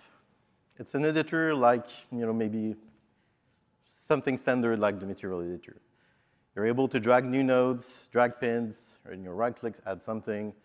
There's a node palette on the left side, which will actually show the nodes you've created yourself if you want to. You have the settings on the right-hand side in this case, where you can tweak whatever you want. And because it's procedural, you want to be able to see the results. So any node you can inspect, see the results, the properties, the points, the metadata. You can also turn on visual debugging, so you can show cubes or whatever mesh you want. But as you might have seen already, everything is interactive. You change a parameter, it shows up live. You add a new node, it shows up live. You remove something, it shows up live. You can also change the landscape, it'll update. So it makes for a very interactive experience, and it's very useful, and hopefully you guys will like it. So let's dive in a bit more on the data side of things. So conceptually, in PCG, data is a probability density function. So that means that you're going to expect density values from between 0 and 1. So let's take one example, the landscape here, right? If you're on the landscape, density is 1. If you're outside of the landscape, density is 0. To take another surface example, well, if it's a texture, well, density can be driven by the pixel color, for example. So you can have values in between 0 and 1. That mathematical approach enables you to do intersections, unions, differences, interpolation, and be able to be very precise on exactly what you want to do. Concretely, we've already mapped a couple of engine types to be able to use in PCG. So landscape, you can raycast against the physics or overlaps. You can use splines, landscape splines, any kind of volume, primitives, collision shapes. But most of these you'll end up sampling from, and then you end up with points. And points are the core data type in PCG. So basically, points are very simple things: transform, bounds, density, and then some metadata. And metadata is what you're going to use, well, attributes, to build logic in your graph and come up with something cool. On the node side of things, the nodes basically, they do one of either two things. They do transform data, or they spawn or create artifacts, so spawning meshes, spawning actors, or any kind of resource you want to track. And PCG is going to help you to track those and manage those transparently. Of course, on the nodes, you can set up whatever value you want. Like this is a transform node, so you can say, okay, I'm going to change the rotation from minus 45 degrees to plus 45 degrees or something. But maybe more importantly, in native nodes, if you tag your properties as overridable, you can easily have the pins. Well, it's automatic, actually. You're going to have the pins so you can dynamically drive those values in the graph. If you're using a node created from a blueprint, any instance editable variable also will create those pins. And those pins will allow you to create logic and, in between the different data types or data in your graph. So let's say you build some trees. Maybe you want to put the roots around them, right? So you want to keep them in a logic way in your graph. Right. We're already providing you a small library a bit more than 40 native nodes. But maybe more importantly, we're still providing you with blueprints. And that kind of ties in the next slide, which is extensibility. At the moment, it's very easy for a technical artist, or even less technical artists, to build a blueprint node for PCG. You derive from the PCG blueprint element class. You implement the execute with context method, and then you can use one of the loops we provide you if you need to loop on some points. And this loop is going to be multi-threaded by default. You just need to implement the body. And that allows you also to not only be quite faster, but sidestep some of the blueprint limitations, like the number of iterations. But you're still in Blueprint, so you have access to everything in the engine. All right. On the execution side of things, I've already told you the nodes can be multi-threaded, and that's true. The graph itself can run multi-threaded as well. If multiple nodes, their inputs are previously computed, well, we can run them in parallel. But maybe a bit more importantly for runtime purposes and live editing, everything can be time sliced as well. It's pretty simple to do. And it's something we can expand on in the future as well. And that's very useful for games that want to do runtime generation. Finally, we have a cache to allow iterations very quickly in the editor. So if you change just a part of the graph, well, we don't need to recompute the rest. It's already computed once. We've cached those values before. All right, so all of this is exciting. Hopefully, you guys are excited as well. But this is experimental 5.2, right? So don't get too attached to the UI or the API. We're still working on these. But we want to try to make these as simple as possible. So we'll streamline the APIs. We'll extend more stuff. And there's a couple of big topics that we're going to work on in the next couple of months and the next couple of releases. The first being graph LEDs. And JS will give you a good example and a good justification of that a bit later. We'll look into GPU microscattering soon enough, and we need to address a couple of production things, like per platform settings or different workflows. Sometimes you want to bake everything to the final game or something. But that's it for me. Hopefully you're still excited, and I'm going to leave you in the hands of the very capable JS to talk to you a bit more about the path we've taken to get to the Electric Dreams demo. Thanks a lot, guys.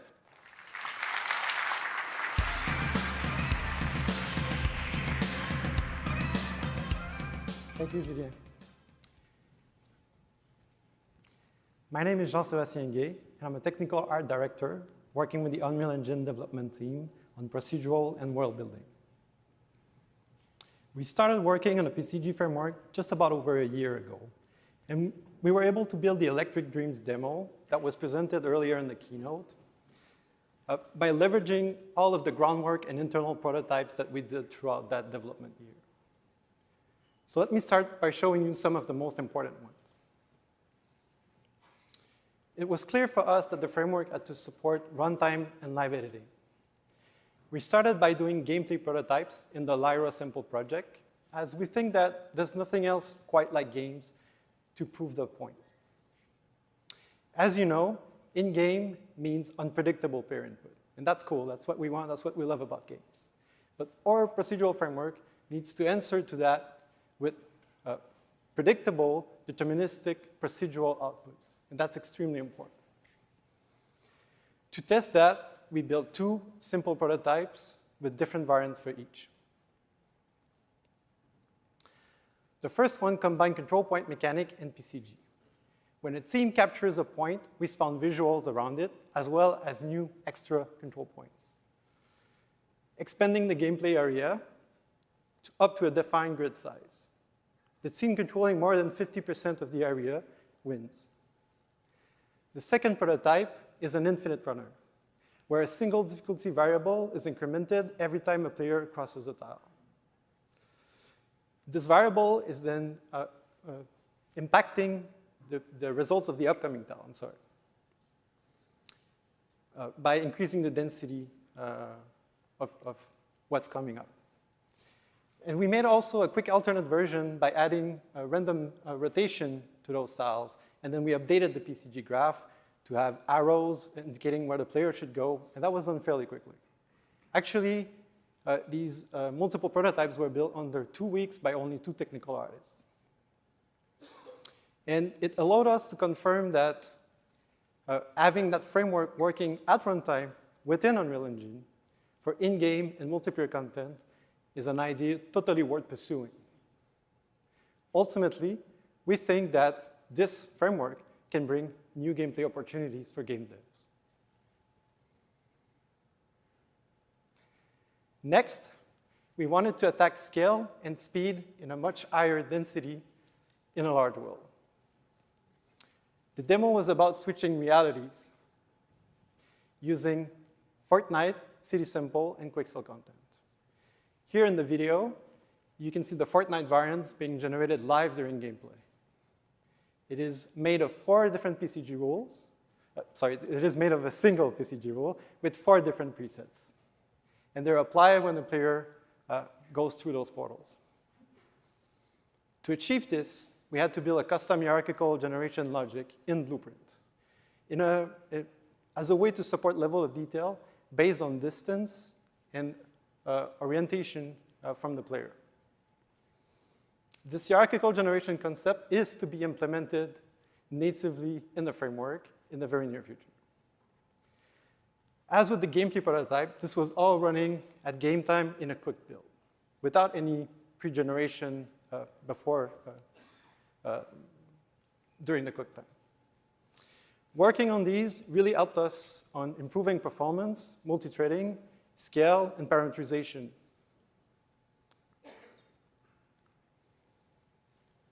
But, well, that's not all. We had to build well-building tools prototypes. We want this framework to be used by artists and designers to create their own tools for their own project needs. It's an open framework. It is not limited to a single task or domain.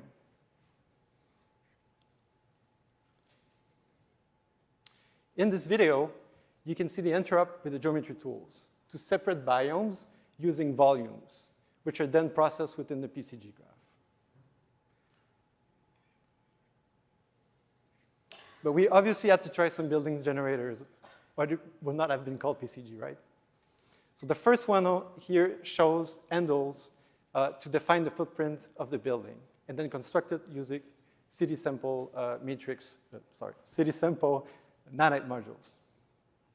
The second prototype here is a little bit more involved, as it's reproducing the concept of a defined grammar as used in the Matrix Awakens buildings. For each floor, the grammar is set within the node graph in this case, and adapts to the spline driving the footprint.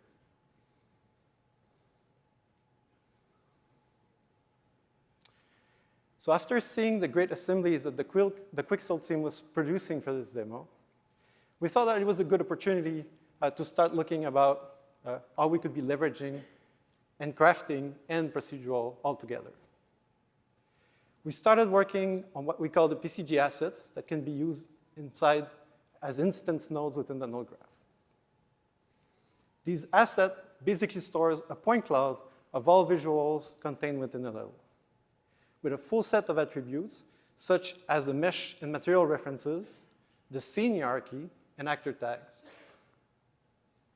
With all that information accessible, it is then possible to augment these assemblies through procedural logic and increase iteration speed and quality overall. The lower half of the video here shows you how simple the rule actually is given the results above. You can also see the attribute list view being updated live as I'm extending the spline and enabling disabling nodes. The asset utility is distributed with the PCG plugin, so you can use it, just improve it, or use it as an example to create your own PCG assets type if you want.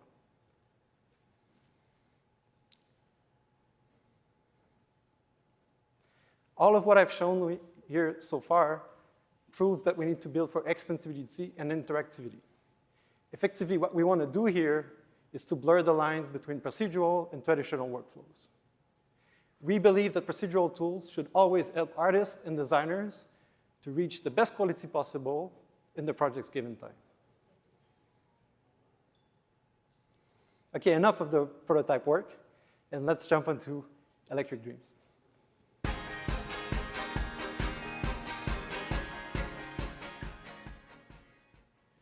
was a nice music. Okay. So our objective with this demo was to show how scalable the solution already is using everything that we've learned and developed so far. We are literally generating pebbles up to the large Vista mountains in the background. We have 8 unique PCG graph total in this world, supporting complex multi-graph interactions and full parameterization. And we're also leveraging the concept of the augmented PCG assemblies that I've just talked about.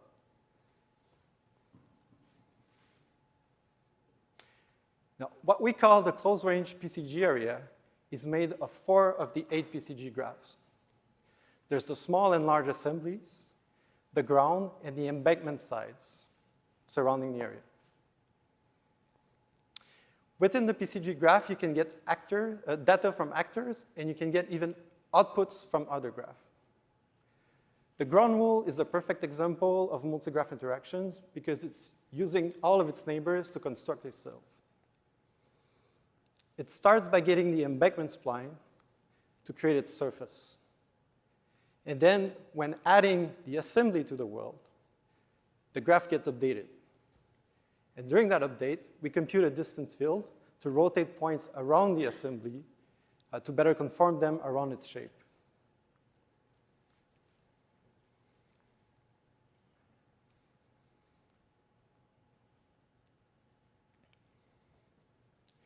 Using our debug visuals that can be customized and applied to any node or to multiple nodes at the same time, we can see here the ground surface following the embankment spline and what's actually happening underneath the assembly when it's present in the scene.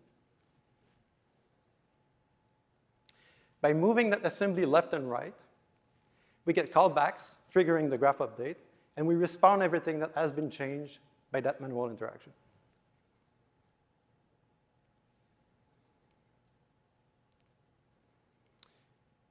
The ground rule is not the only example with complex interactions. The large assembly itself is also aware of the embankment and the small assembly next to it. A good example is the fallen tree logic within that rule.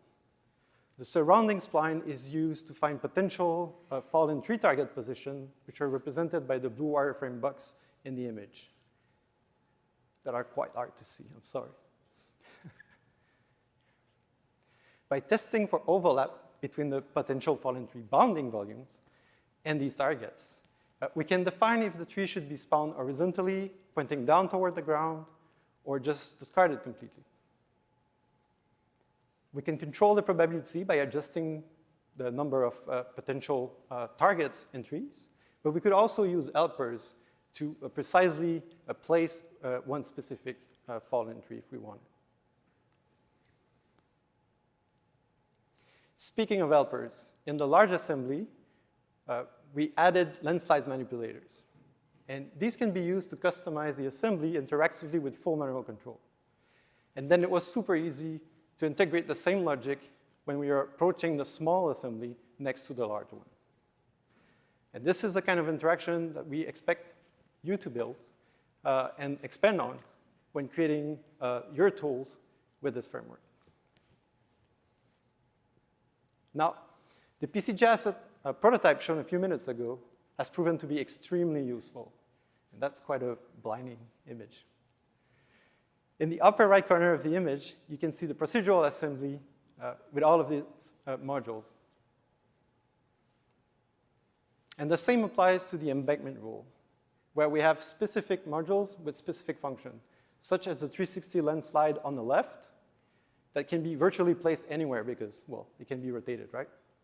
And everything in there is scattered along the spline using the segment length, the curvature, and even overrides to address specific art direction calls.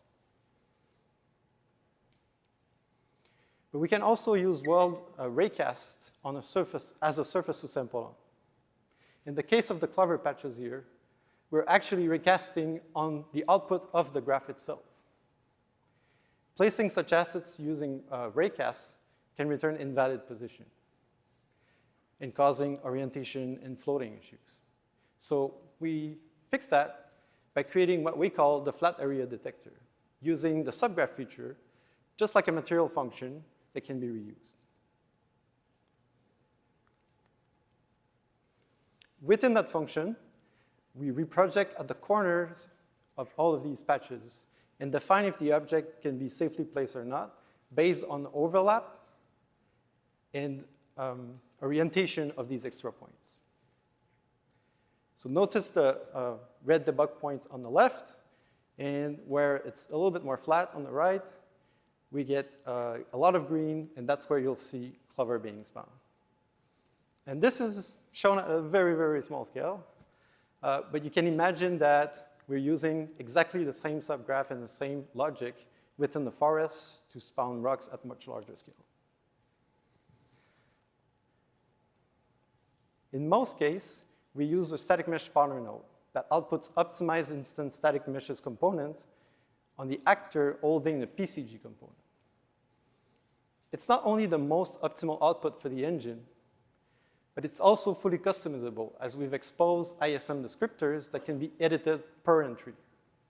And these descriptors, you can also create material overrides. And you can even use material overrides by going through per point attributes. And that's what we did a lot in the demo.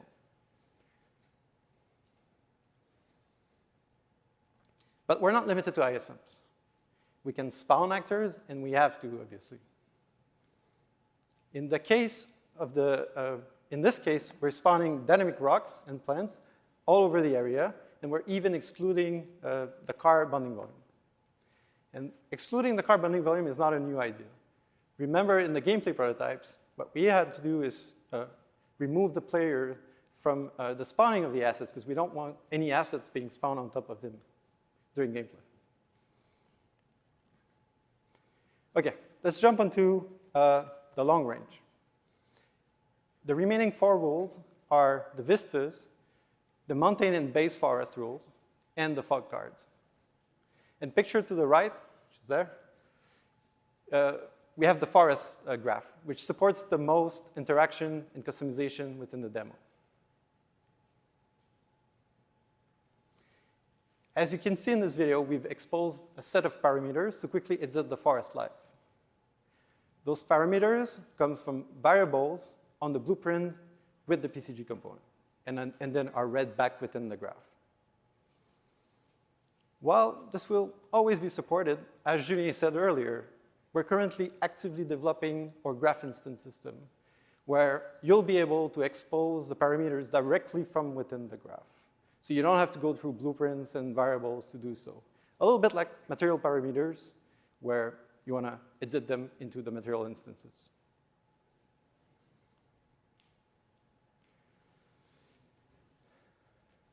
Okay. The forest rule is following what you would expect from a procedural forest, where primary assets, such as rocks and trees, are surrounded by their own secondary and tertiary assets. And the rocks and the cliff are also removing all of the trees that are overlapping, so we don't have bad overlaps in the forest. And in the same way, we exclude the entire handcrafted area, as well as the PCG closed range area that I was talking about earlier. And we are even mixing both the mountains and the base forest rules together to blend them using, again, a subgraph with logic based on height and normals.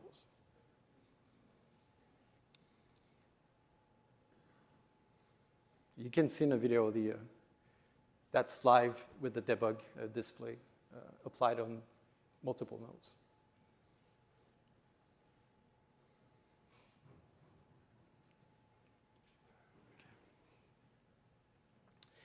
Using the same parameterization approach, we built different presets for each layer of the Vista rule. The idea here is that we can have different configuration, store them, and apply them when needed, such as an in-game event, or a cinematic, or just multiple shots of a movie you're making. But you could also use those graphs into multiple worlds and across production and project.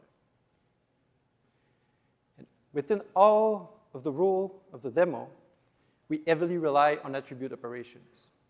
And through those operations, we scale things based on distance. We create stacks of mountains and call trees behind those mountains. We reorient the fog cards toward the center of the world. And we even apply different vegetation material overrides per single tree in the forest based on the sun direction. And you can do so much more.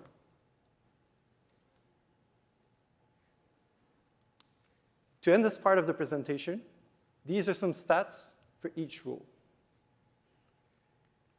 The timing represents the total time of all nodes added together.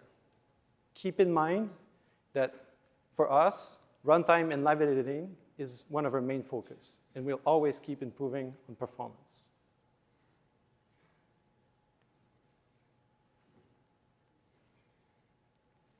But we think that it's already quite impressive considering the fact that we're experimental and that we're spawning over 1.5 million assets total in this world.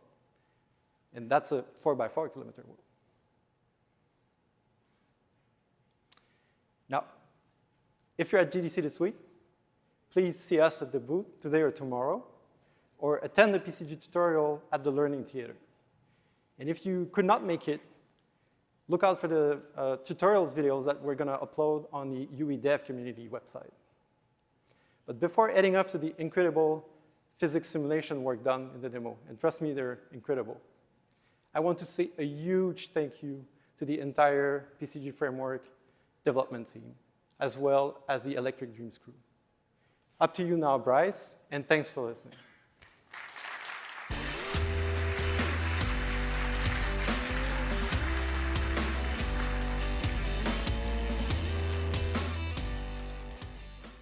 So hi, my name is Bryce Criswell. I'm a lead physics engineer here at Epic Games, and I'm going to talk about some of the physics features we used for this demo.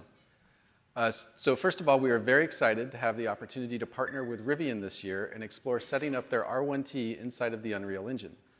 We decided to use this as an opportunity to highlight some of the features in our vehicle system, our fluid system, and a new tetrahedral solver that models volumetric soft body dynamics. So first up is our vehicle system. The Chaos Vehicle plugin was utilized during the city sample demo for the destructible vehicle system and has been available within the engine since release 5.0. This version of our vehicle system allows for skeletal mesh-based vehicle setups, where we perform scene queries from wheel positions to emulate the suspension characteristics of a vehicle. And we also provide a torque model to help recreate a typical transmission-based drivetrain. So for this demo, one of our first additions was that we needed to add the ability to emulate the Rivian drivetrain, where each wheel has its own electric motor. So specifications regarding the torque and energy distribution of the Rivian's R1T electric motors was directly discussed with Rivian engineers. Our current system provides a maximum torque that is divided between all the active wheels of the simulation. However, for a Rivian, each wheel is computer controlled, and the energy is directed to the necessary wheel based on its interaction with the environment. For example, the wheel with the highest coefficient of friction will be given the most power, and it can provide the best traction for the vehicle. This means that the wheel motion for the Rivian's drivetrain is much more precise than a standard vehicle model. So for this demo, our goal was to model the rock crawl mode of the Rivian. This means that the throttle input was reduced to limit the full power of the electric motors. The torque curve was cut after 20 miles an hour, and acceleration was limited to emulate the feeling of a four-wheel drive's low gear setting. Now, keep in mind, the Rivian doesn't actually have a low gear, but it feels like that when you drive it in this rock crawl mode. It moves very slowly with a precise motion over a tough terrain.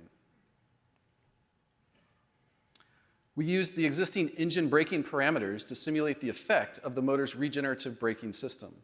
We set the transmission to have one forward gear and experimented with finding an underlying gear ratio within our vehicle that matched that of Rivian's. Resistance values were tuned in the interface to make the vehicle quickly deaccelerate when the throttle is not applied, which aids in the controllability when driving it downhill. But again, it was just more to emulate this four-wheel drive setting for the crawl mode. So the adjustment of the throttle and the braking parameters were all managed through our existing controls in the vehicle system. However, the Rivian's R1T had a few features that were not completely represented in the plugin, and we needed to add them. The most obvious differences were the wheel spin characteristics and the complex behavior of the R1T's dynamic suspension. So first, Rivian prides themselves on their ability to not over-rotate a wheel or slip or spin out a tire. Our simulation already had traction control, but we added a maximum spin threshold, which prevents the wheel from rotating too quickly when it's off the ground. Rivian indicated that the wheel will just slowly turn until it finds the ground again, and we incorporated that behavior into our model. The different drive modes advertised by Rivian will allow the drivers to control the height of the vehicle from the in-vehicle display. The rock crawl mode will raise the vehicle to 15 inches above the ground, while the sport mode will reduce its height to 9 inches. To emulate Rivian's ability to transition between the different drive modes, a new function was exposed to blueprints that allows artists to modify the suspension height of the vehicle at runtime. Considering the pace of the demo, only rock crawl and all-purpose mode were modeled for our asset, and sadly, the 0 to 60 in 3 seconds for the sport mode was not. So no driving game today, or racing game today, sorry. So let's transition now and talk about the Niagara fluid system. The water feature you saw in the demo was a real-time fluid simulation authored within Engine. The Unreal Engine's Niagara-based fluid system was released in Engine version 5.0 and offers artists and end users interactive real-time water simulations. The toolset is fully incorporated within Niagara and controllable using standard gameplay setups. Over the past year, updates have been added that improve upon the system's capabilities and workflows. The Niagara fluid system supports a 2D and 3D gas and water simulation. With the interface completely built within Niagara, the artists are encouraged to explore the feature set, inspecting our predefined template workflows and mixing and matching features to achieve a desired look. As an artist, you are encouraged to tinker. As an engineer, you are encouraged to learn from our source and contribute through GitHub if interested.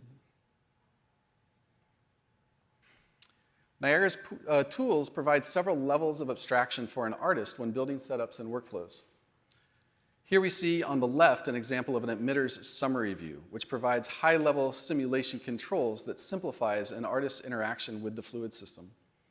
However, as an expert user that needs a more fine-grained level of control, the emitter's underlying implementation is still available to expose all aspects of a complex effect. That's on the right. Artists will interact with the fluid system using engine blueprints.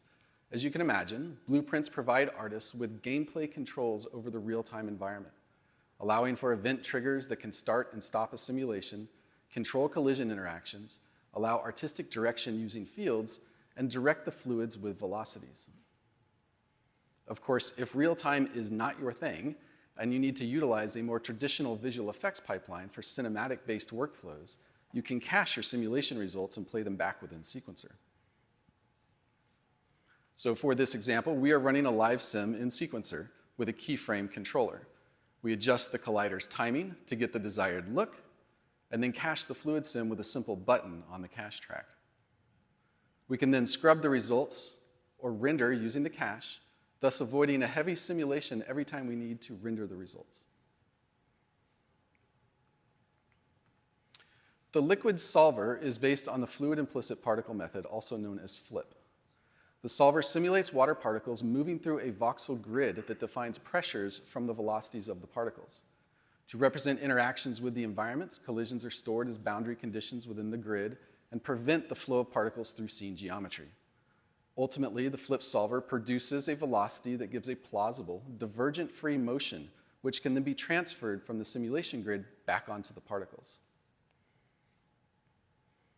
Finally, to visualize the results of the simulation, the particles are stamped into a sign distance field so that a surface volume can be generated for rendering. The sign distance field is then smoothed to reduce noise artifacts introduced by the rasterization of the particles on the grid. Once the simulation is complete, surface particles and secondary effects like wet maps can be layered on top of the simulation results to add to the next level of realism. Here we see an example of a secondary particle adding a whitewater effect to the surface of the fluid. Also, within the demo, you will see trails of water that are left from the tires as the vehicle leaves the pond. To integrate this fluid setup into the Rivian demo, our artists first pre-computed the ground sign distance field that produced a watertight cup for the fluid particles. The Rivian was represented using mesh distance fields that pushed the water away from the vehicle. Also, the initial state of the pond needed to be still and glossy to kind of indicate the untouched nature of the surface. To keep the fluid in a perfectly still state, a trigger volume was created to freeze the velocity from within the blueprint. Similar trigger volumes were also utilized to hide the simulation when not visible, saving valuable resources on the GPU. Another aspect of bringing a bit more realism into this demo involved modeling the interactions of the tires with the environment. We utilized a tetrahedral simulation to model the deformations of the tires as it interacts with the terrain. This is a real-time simulation that constantly adjusts the relative volumes of the tetrahedron as it interacts with the environment and is gameplay directable through the use of animation constraints. The Chaos Tetrahedral Solver offers a stable, real-time simulation framework for the evaluation of volume-preserving lattices. One of the benefits of this solver is that it effectively gives us a dial to control accuracy versus speed depending on your target application. This is a CPU-based simulation, which is advantageous for several reasons. Rendering resources on the GPU can consume a significant amount of hardware budget due to the resolution of the geometry in the environment or the fluids or whatever you have going on the GPU. And also, having access to the deformable simulation on the CPU allows us to start exploring deformable models as gameplay affecting elements. For the Rivian simulation, we were targeting speed. The results needed to run on a reasonably high-end PC and remain stable and artifact-free, which can be quite a challenge for dynamics across volumetric meshes. For example, the density of the mesh, or just the number of connections across the mesh, can dictate the iteration requirements of the solver.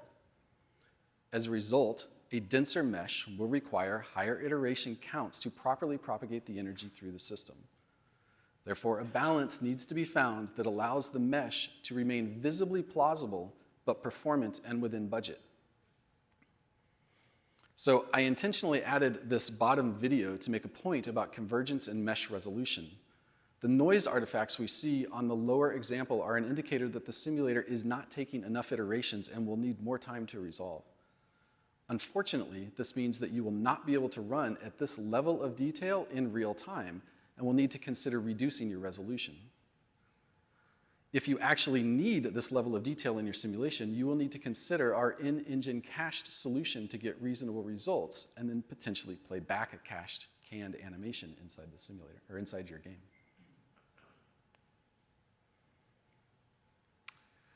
Okay, so the tire's simulation geometry is modeled using a radial tetrahedral mesh. We experimented with different radial meshing techniques to help explore the bending characteristics of the tire. In this example, we are testing an isosurface stuffing tetrahedralization from Tetwild, which will be released in 5.2, along with a radial tetrahedralization algorithm developed for the demo. By varying the structure and density of the mesh, by varying the structure and density of the mesh, we can see that the simulation will produce dramatically different results. And we use those results to help configure the iteration requirements of the solver. The tetrahedral asset that drives the tire's geometry is also configured using an evaluated node graph, which assists in the procedural authoring of simulation setups. So the vertices of the tetrahedron along the wheel's rim are constrained using kinematic constraints, also known as infinite mass attachments. The constrained vertices will follow the rotational animation of the axle produced by the vehicle system as the player drives around. The connected tetrahedron that are not constrained by the animation are then carried along for the ride. And while the tire was affixed to the wheel using kinematics, the interaction with the environment was accomplished using raycasts through vertices along the surface of the wheel. The raycasts provide contact information at user-specified control points that then push the surface of the tire out of the ground geometry. This setup allows artists to configure the accuracy of the tire's interaction with its environment and also tune the resolution of the collision response based on CPU limitations. Collision interactions against dynamic geometry were also added using convex and analytic collision objects along the path of the demo. The vehicle will stream dynamic geometry into and out of the solver based on the proximity to the wheels. Here we can see the tires interacting with the dynamic rigid bodies as the vehicle drives through the environment.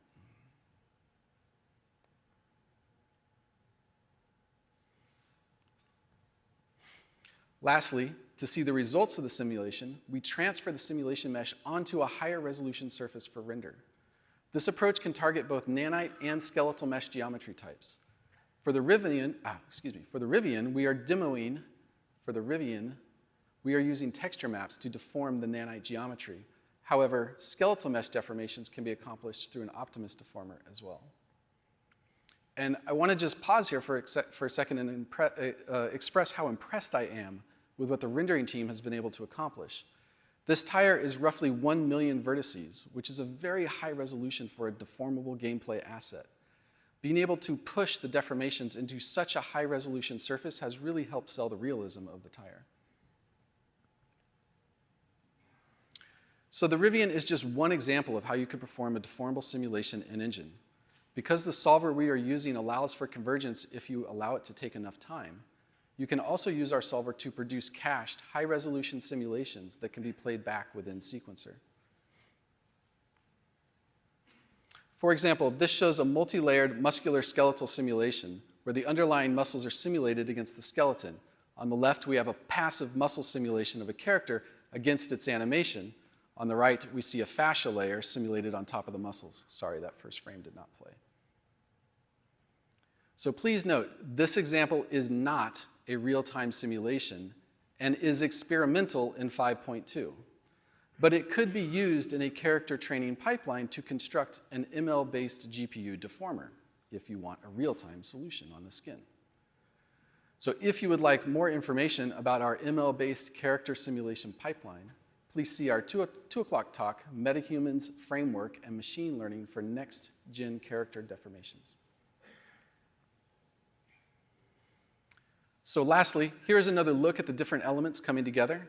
The vehicle constraints, the fluid system, the deformable tires, all simulating in real time. Everything that we have shown here is available in the 5.2 release. Details for the Chaos tetrahedral simulation will be posted on the Community Learning channel in the coming days, alongside the existing documentation for the Chaos vehicle plugin and the Niagara fluid system. And I also want to give a big thanks to the Chaos simulation team. It has been a tremendous amount of work to get us to a point where we can show these type of simulations, and we are all very excited to show the world what we can do. So please come by the booth if you have any questions. And now I'd like to introduce Marion, who will be talking about our new material authoring system. Thank you. Thank you, sir.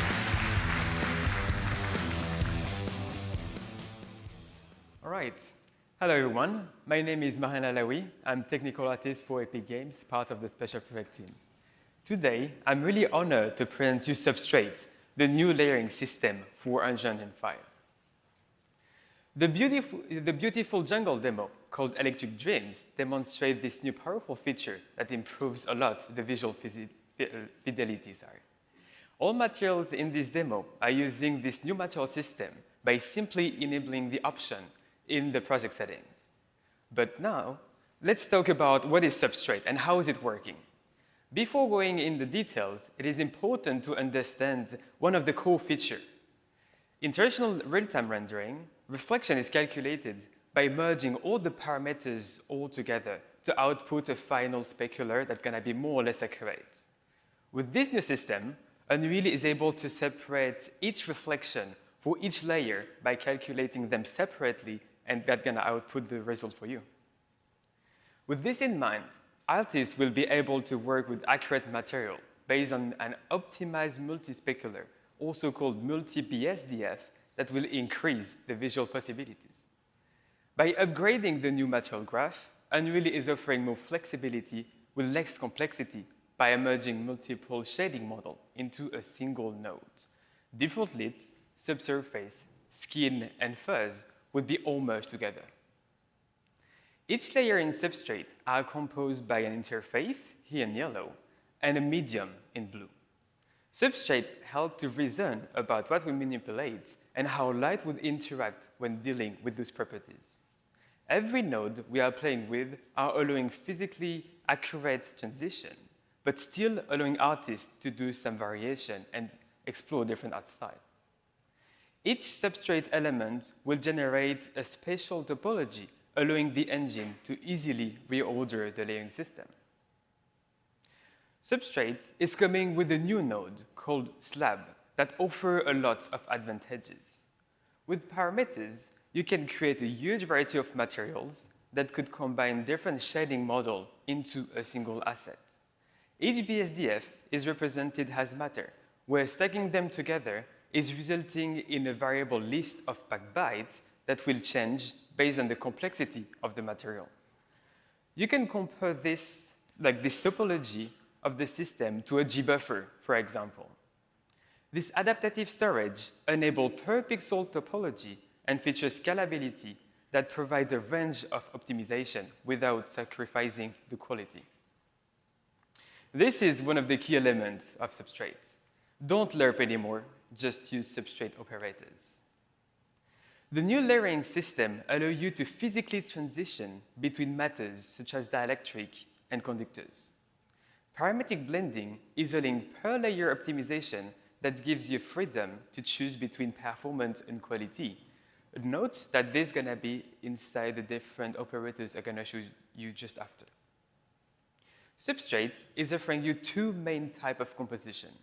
Horizontal, that will mix the two slabs on the same depth, computing both specular individually to mesh them together. And the vertical composition, that take into account the thickness or the depth of the top layer to apply transmittance and proper absorption based on your inputs. Finally, the weight coverage node that is working similarly to an opacity layer, where you will be able to change the opacity of a specific slab that is also working per pixel. This is very useful, as you could remove the entire slab from the material evaluation when the coverage is set to 0. If your project is currently using the old material system and you would like to upgrade to substrates, you will be able to use the substrate legacy conversion that allows you to automatically make your old material compatible with substrate. When enabling the option, all materials will be automatically converted using that node. You don't need to do any kind of manual work for this. But now that we covered the theory, let's go for a few examples that's going to be better. One of the best updates is giving the opportunity to transition between dielectric to metallic, for example. In this video, you can see the nice transition between the two types of matter. By calculating two separate BSDF, substrate will render the transition with accuracy. On the right, you can see the material graph composed by a horizontal layer blended with a mass texture. This example is a bit different, as you can see. Substrate is now allowing artists to play with the F0 and F90 values. This new functionality increases the possibilities by keeping the results physically correct. The F0 and F90 has been added to the slab to facilitate the control. Here, you can see the simplicity of the material graph by simply giving the two colors directly to the nodes. We also extend the possibility by adding a thin layer node. This is representing a layer of matter, that absorbs part of the light and allowing you to see these very nice chromatic effects. You will be able to play with the various parameters, such as IOR, normal, and thickness, to vary the results. It is important to keep in mind that this approximation is based on the view angle only. By upgrading our new shading model, we are now supporting the second roughness as a default feature in Substrate. This will give you more control over the shape of the tail for the specular by just creating a new node called haziness. This is going to simplify the work a lot for you. The first model has been also improved a lot. The artists will be able to have more flexibility and will be able to work way better with this new shading model updates. Simulating the fuzz with improved physical representation will make your material more natural than ever. The rough refraction is a new feature implemented in Substrate to facilitate the process of creating rough layer by blurring the bottom layer for the opaque material, for example. But here, as you can see, this option is also working with translucent material by blurring the scene color based on the depth. With this option, you don't need to do any custom tricks anymore. This is just working. All right, now that we covered like some simple example, I would like you to go for a more complex one. We're gonna rebuild together the nice opal effect we used in the Electric Dreams demo you saw just before.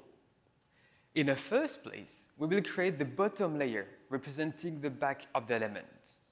To increase the depth filling, we will create a fake refraction effect that's gonna be based on normal and the view angle by changing the specular. For this, we will play with the F0 and the F90 we just saw before. In order to decrease the strong contrast of the specular highlights, we will use the new haziness node to grow the tail in order to affect the reflection. The middle layer is a bit more complex. The idea is to add this nice chromatic effect created by the topology of the piece. We will first generate the parallax occlusion to simulate the 3D model inside the material. Then, by reading the depth saved in the texture, we can sample the material information directly inside the vertical layer. It is important to imagine this layer as a translucent matter that absorbs a certain range of the light in order to reveal the bottom layer. An additional anisotropy effect is used to break this linear reflection, giving a more natural look by playing with the tangent, for example. By adding a coating layer, we will increase the depth of the parallax effects. The clear coat, similarly to the previous example, will also use this substrate transmittance mean-free path that simplify the mathematical representation of the transmittance, giving us the opportunity to output the final color based on the thickness or the depth. You could imagine this coating has a thick piece of tinted resin, for example, that have been polished. Finally, let's add some dust onto this multi-layer material. By simply adding another vertical composition node, we can properly generate and calculate all those complex BSDF that are all very different. One of the advantages of substrates is the possibility to split each group of matter as an individual pieces on your graph, which gives the artist a clean material asset, which is very important. You can also use material function to clean your work in order to help the readability of the material. All right, with all those effects, you will need to control the performance impact of your creativity. To help artists and engineers to have some feedback, Substrate is coming with different tools to dig inside this layering system. Various view modes have been added to track your material complexity. As you know, stacking multiple BSDF could be expensive if you're not too careful. However, Substrate will help you to find the best combination between performance and quality. The first view mode is showing the number of BSDF you have per pixel. By simply looking at the colors, you will be able to approve the usage of extra layers in your material based on your target quality. It is a very simple view mode, but it's very useful and could save you a ton of time. The second image is showing an in-depth layers or an in-depth information on your different layers. You will be able to inspect each element, such as roughness, diffuse color, and minimal values. By hovering the material with your cursor, a 3D gizmo will help you to analyze each normal of your material.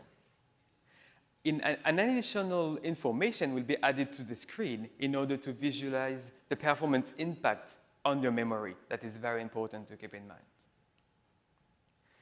The last image is an example of many advanced view modes you have in Substrate. However, this requires to be enabled in the project setting. This UI is helping to inspect each layer and understanding how Substrate is reading your material. This advanced debugger is heavy on the performance and needs to be disabled if you are targeting for performance. It is important to note that the current system do have some limitation. This experimental feature is currently allowing the artist to have a maximum of 8 slabs, as well as a limited number of tangent space in your material. All right, so what is next? Substrate is currently not supported by the path tracer, but the team is working really hard to have it working properly. We would like you to still use both options in order to validate your result with the path tracer. As you know, a continuous effort is made by the developer to always improve the performance without losing the quality of your material. Both performance and optimization are in the radar of the engineering team. We are also trying to be listening for feedbacks in order to improve the stability of Substrate.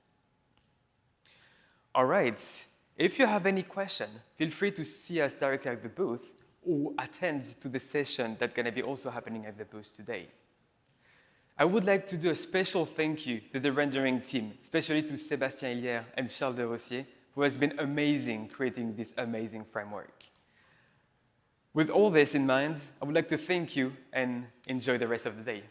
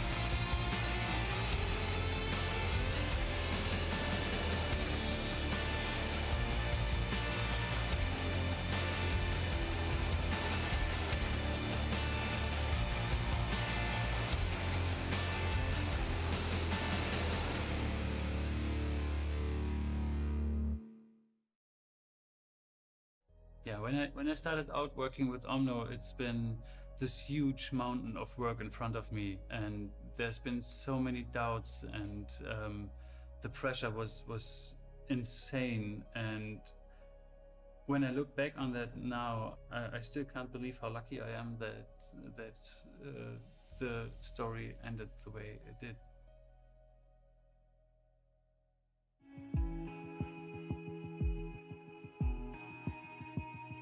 My name is Jonas Manke, and I'm the solo developer of Omno and the founder of Studio Inkyfox.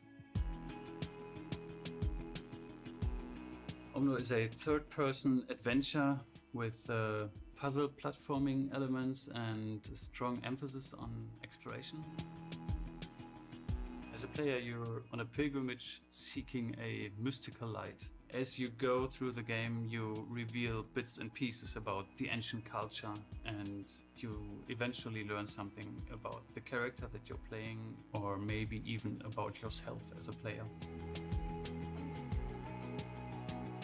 Making fantasy worlds was always something that excited me, and I grew up with a pen in my hands, and so do my kids. My desk was cluttered with drawings from my kids. They come in, put something on my desk and go like, this is my new dinosaur. You know, that inspires me to come up with some weird shapes for the animals, and, you know, to mix animals. The urge to see something new, to discover new horizons in a way. And that's a feeling that I wanted to capture in my game as well. That's probably why I ended up emphasizing the exploration part that much in my game. Before I started with the production of Omno, I was a character animation artist for roughly 10 years, and I was working mostly in the film and television industry. Initially, the Omno figure was just a test rig for me to see how animation works within the Unreal Engine, and I felt like that little character deserves some more than just being, you know, ripped apart and pulled on. So I created just for myself, as a learning experience, a little landscape around him. When I started with the Unreal Engine to learn about the animation pipeline, I was totally surprised how easy it was to learn. Started watching online tutorials. I was watching a YouTube playlist on how to learn the Unreal Engine, on how to work with it, and it just clicked with me. I felt like I can get things into place quickly. I can see the results that I'm working on right away, which was really motivating, because usually it just takes a ton of time to make something look good, and that's not been the case with the Unreal Engine. It took roughly half a year or so until I had something on my hands where I felt like this looks kind of cool, and I was showing it to a friend, and he was like, hey man, you have to show that to other developers, and this looks really like something. And I posted it on Facebook back then in a developer group, and I felt like that all those professional people in there would rip my stuff apart. But that was not the case. I received hundreds of messages within just a few hours. My computer actually crashed because of that, because my browser couldn't handle that.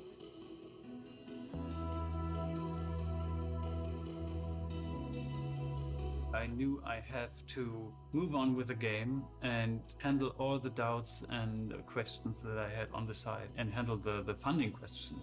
My biggest fear was that if I would sign with a publisher or like an investor, that they would have too much influence on my work. And it took me a couple of months to realize that I have to turn those offers down and realize that I just want to make that game. The mega grant allowed me to stick to my vision and gave me the funding to enlarge the scope of the game, to add more areas, to work more creatures in there, which eventually is what makes Omno what it is today, because there's more stuff to explore and to discover, right? Me as a solo developer, there's no one you can bounce your ideas with, right? You can't get feedback on everything instantly. There's no team that taps your shoulder and goes like, just keep moving.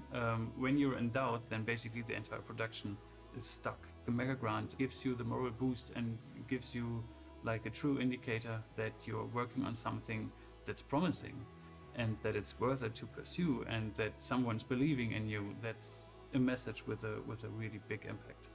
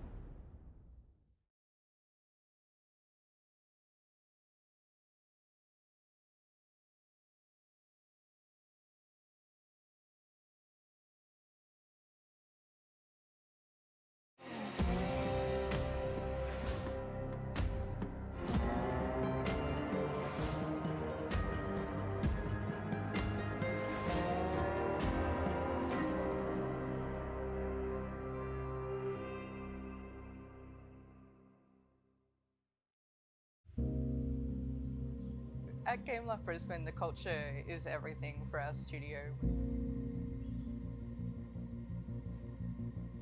We've got a really relaxed team and a great group of like-minded, super talented developers. Gameloft made Oregon Trail games before. Specifically, the Brisbane studio hasn't. So this was our first experience with the Oregon Trail.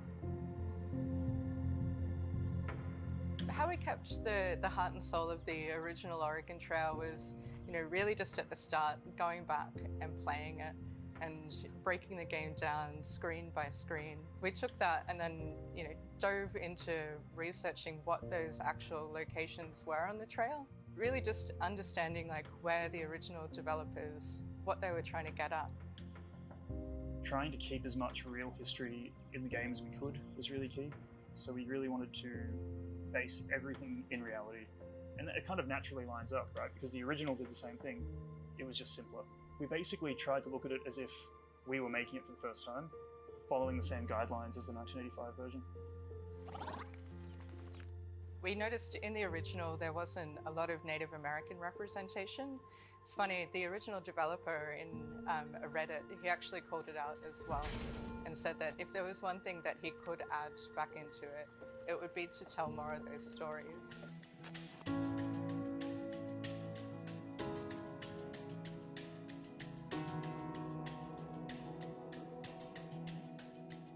In early development, we broke out 4 key pillars, which were authenticity, nostalgia, replayability, and player choice. We took those 4 elements and sort of based all of our decisions around those and made sure that if we were including a mechanic or making a design decision, it matched to one or more of those pillars and sort of didn't damage or go against any of them. We wanted to keep this very based in reality and make it very convincing.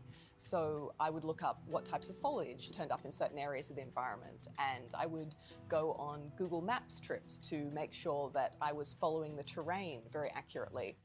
We're reading these travelers' journals, and they would describe these massive landscapes where you've got these huge prairies that just go for days. And then when we added the sky system and the little bumblebees and things like that, it really just brought it all to life. The 3D environments, while we wanted to make them really beautiful and lush, didn't look too realistic compared to the 2D characters that we had moving around the environment. So we chose a very flat graphical art style for the texturing to keep the background in the background and let the characters kind of shine.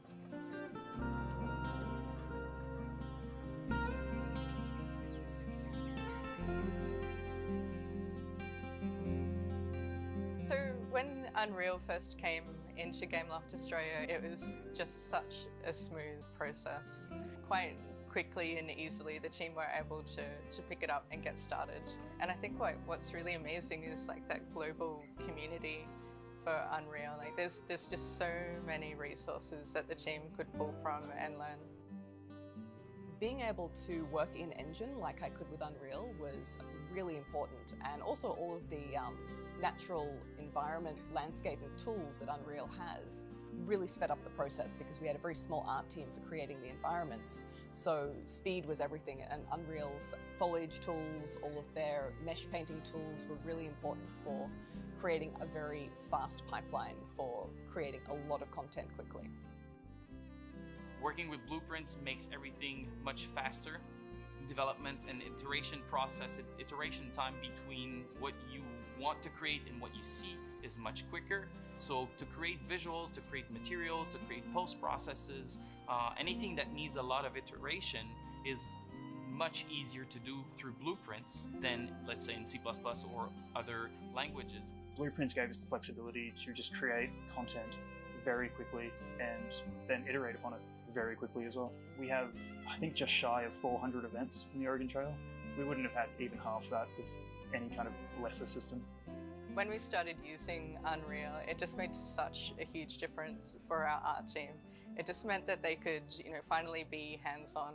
I'm not going to name names with the other engines, but this one really just allowed the artists to jump in and create without boundaries.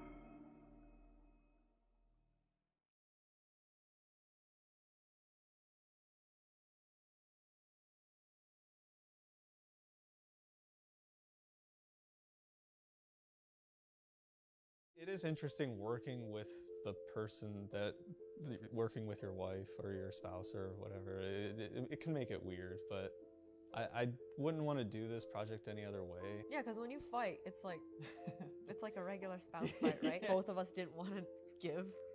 So it's like, you know what? There's Let's creative, just put small both of creative them in there. differences. Yeah, small creative differences everywhere.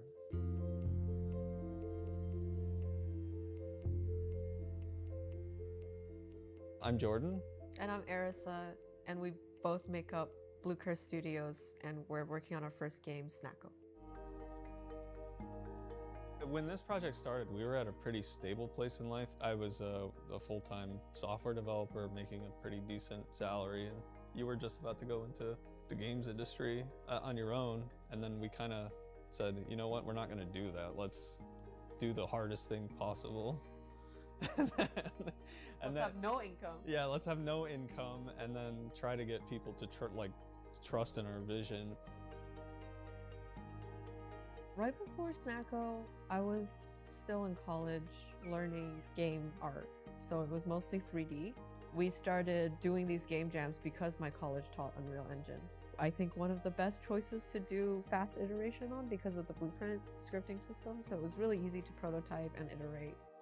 It's the path of least resistance to getting your idea into reality is the way I like to think about it. It's so fast, it's unreal. Oh my god. Ah, that was so funny. I'm so funny. So this all started, I had one cat, Mikan, and then when we met, we adopted another black cat together, Momo, and those two kind of became the base of Snacko. And their personalities also kind of match. So Mikan in the game is a very skittish, nervous cat who's likes to eat. Likes to eat, and then Momo is kind of a silent, strong, like she's the main character. It's a marriage of an adventure game and a farming simulator. The adventure is you as the player figuring out why the island was abandoned and trying to revitalize it and invite people back to enjoy a quiet life where you're free from Slack and capitalism. Zoom meetings. It's supposed to be more of an RPG feel. You told me no farming. Under no circumstances are we putting farming in the game. Yeah. Because it was going to be too complicated, but we added up like 9 little tiles to the player's house that they could plant vegetables in. And then that was like the beginning of the end. It was just... Because that's what people latched onto. Everyone was like, oh, it's a farming game. And then he was like, okay, fine. It's a farming game. I want to say there was like the before Mega Grant and after Mega Grant Snacko. The before and after. There really was like it was like the Mega Grant art. It was like the cute project your kid is working on, and it went from being like I was afraid to talk about it to being like cool, like this is cool now. I'm happy. So with that sort of like comfort of having the Mega Grant, we were able to just continue in a more sustainable way.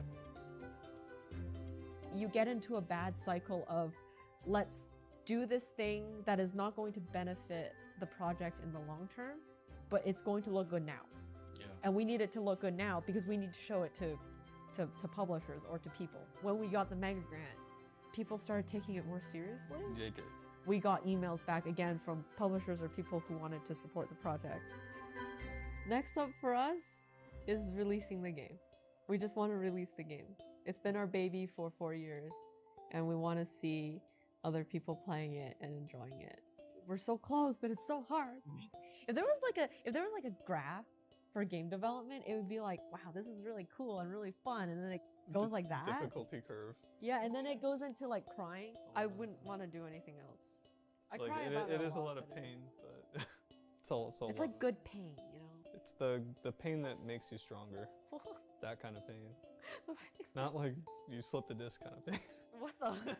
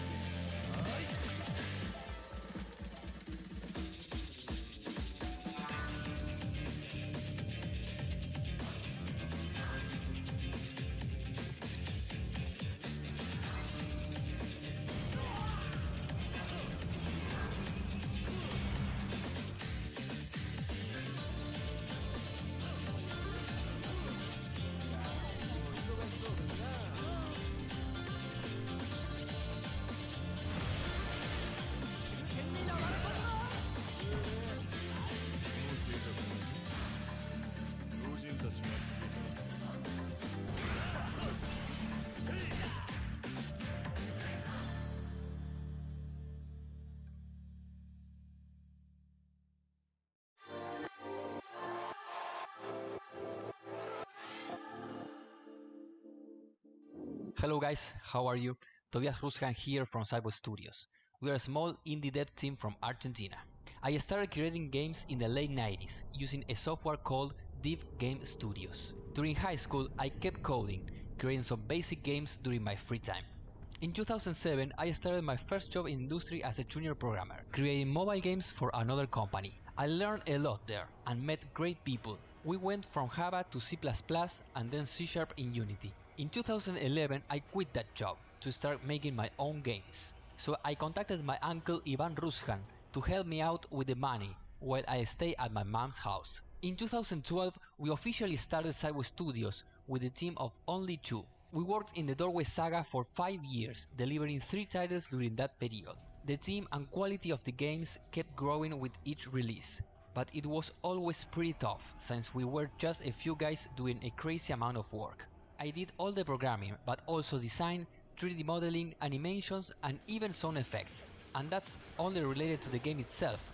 Then there was all the direction of the projects, the marketing, paying salaries, and a lot more.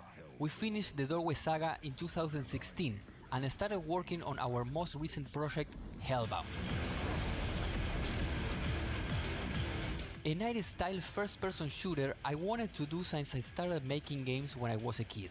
So we moved to Unreal Engine 4 to get the best results in terms of quality for our new project. The team now was bigger and a lot more experienced. For the investment, this time we got a national government funding, a Kickstarter, and even an Unreal Dev Grant from the awesome people at Epic Games. And finally, a publisher was also involved so we can complete the funds to finish the game. Hellbound was just released on Steam, but we are still making improvements and adding new content for the community.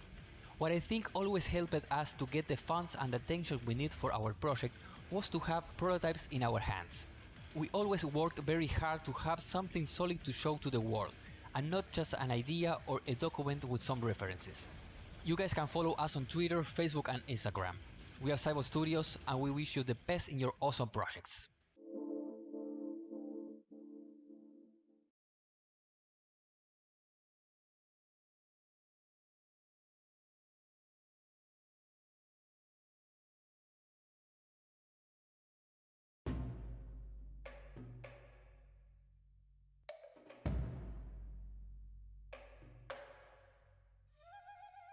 Isles of Japan. Located in the Sea of Japan, these mountainous islands are bursting with tales that are as fascinating as they are ancient. This remote area is not only entrenched in stunning environmental beauty, but also relics spanning across thousands of years of civilization. From lush green forests to small villages and even large gold mines, the Isles of Japan were an ideal location for our scanning team to explore. So whether you're looking for a variety of surfaces or stunning works of art sculpted throughout history, this impressive collection is ready for you to drop into your project right now.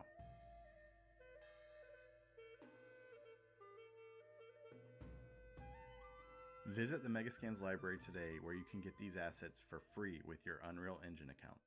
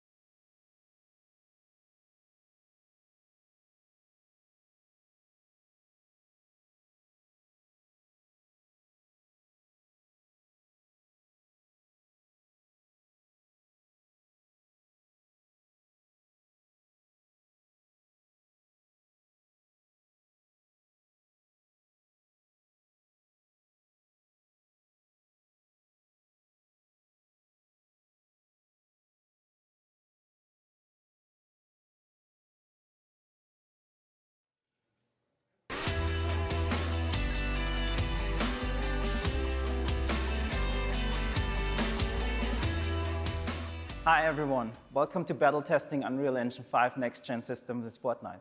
My name is Paul Mader, I'm a technical artist at Epic Games, and I'm representing the team here today to tell you all about the things we did on Fortnite Chapter 4. When we started, we had all these amazing Unreal Engine 5 tech demos with new features like Nanite and Lumen. But we had none of these in Fortnite, and we wanted to change that. But as you might know, when you make a tech demo, it can be rather different than making and shipping a game with the same features. And we needed to prove these features.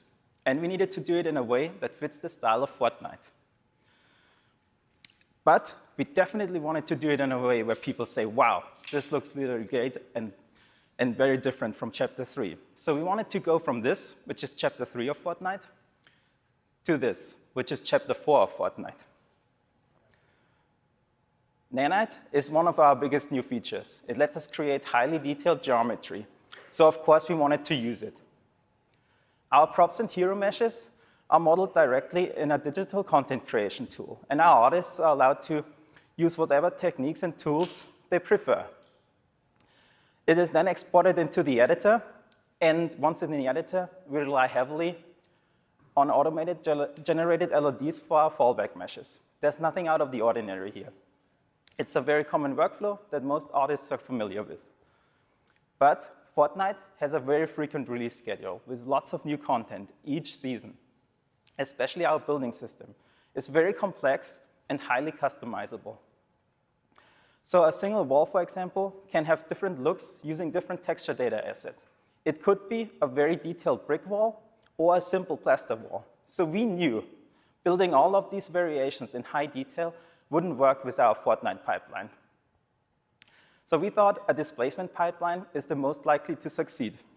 But with displacement in Fortnite, there come some requirements.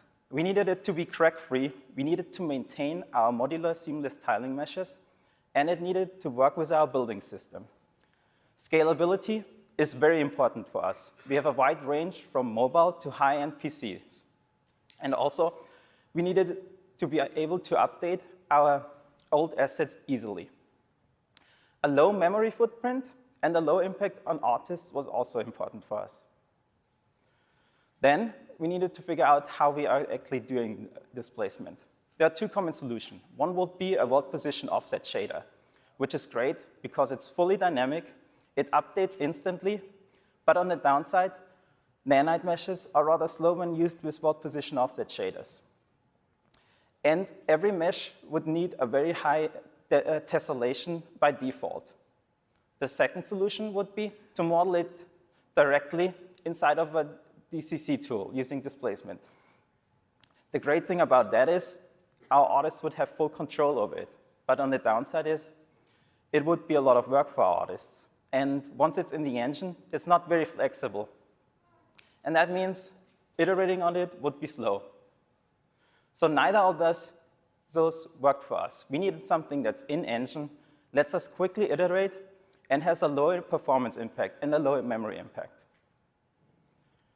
Then we had to solve the most common problems with displacement. If you do displacement on split vertices, you get cracks in the mesh. If you do it on an average normal, you get a distorted mesh. It's very difficult to UV unwrap, and it breaks modular seamless tiling meshes. We needed something like this, which is a mixture of direct and indirect displaced surfaces, with no splits in the geometry, and we maintain a clean tiling mesh. So we started out building a displacement prototype using Houdini. We generate a mask that determines which words are direct and which words are indirect displaced. Then each word that is indirect displaced looks up the distance to each other word that is direct displaced. And if it's in the same distance, it will copy the displacement vector from the direct to the indirect.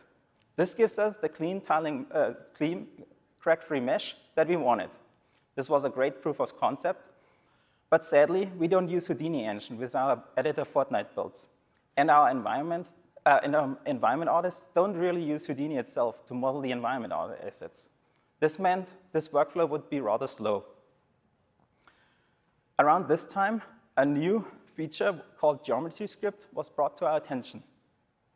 And with the help of our engineers, we were able to recreate the Houdini script inside of geometry script inside the engine. And it was actually great. It was really fast, and our artists were able to get started making prototype assets. But still, this involved quite some manual labor, and it was not the workflow we wanted. We moved all of this to C++ code, and Fortnite already uses a texture data-driven system for all our destructible buildings. This lets us blend up to 4 texture sets on a single asset in a single material element. All we did was we used this texture data asset and added another slot for displacement maps, and a value for magnitude, and a center bias offset. This allowed our artists to only create the low poly meshes and the displacement map, and then procedurally generate in editor all the high detail meshes, using up to 4 displacement maps on a single asset. This system allowed us to optimize it even further. It only generates the minimum amount of unique meshes needed. Then our engineers added adaptive tessellation, which reduced the vertex count of our displaced meshes by a lot and reduced the overall memory usage. This is all handled under the hood. And our artists don't even have access to the high detail mesh in editor. The high detail mesh gets stored directly in the GDC and can be easily removed from platforms that don't even use Nanite. All of this lets us create these incredibly high detailed environments with a rather low impact on the artist's workflow. Next, we needed to figure out how to build trees and foliage with Nanite. Our current trees were one of the most expensive assets in Fortnite, so we knew this is going to be challenging. And previous Unreal Engine 5 demos had no trees or foliage at all, because of missing features like world position offset shaders for animation and mask material support. And in general, Nanite is really good with solid, continuous objects, like rocks, for example. But smaller, non-continuous objects cause problems, like, for example, leaves. So we had no idea how detailed we actually can go with these trees. And we wanted to go from these to something like this, which was our prototype map. We started about 1 year before shipping chapter 4. And we used the trial and error approach. We built lots and lots of trees, different types of trees, but mostly we focused on a single broadleaf tree. It was more important for us to have lots of variations of the same tree that we can easily compare to each other. We built any variation we could think of, from masked leaves to opaque leaves. Each leaf modeled was as cards with masks, and various detail from 6 million words down to 50,000 words, and various materials with different costs. Then we started profiling.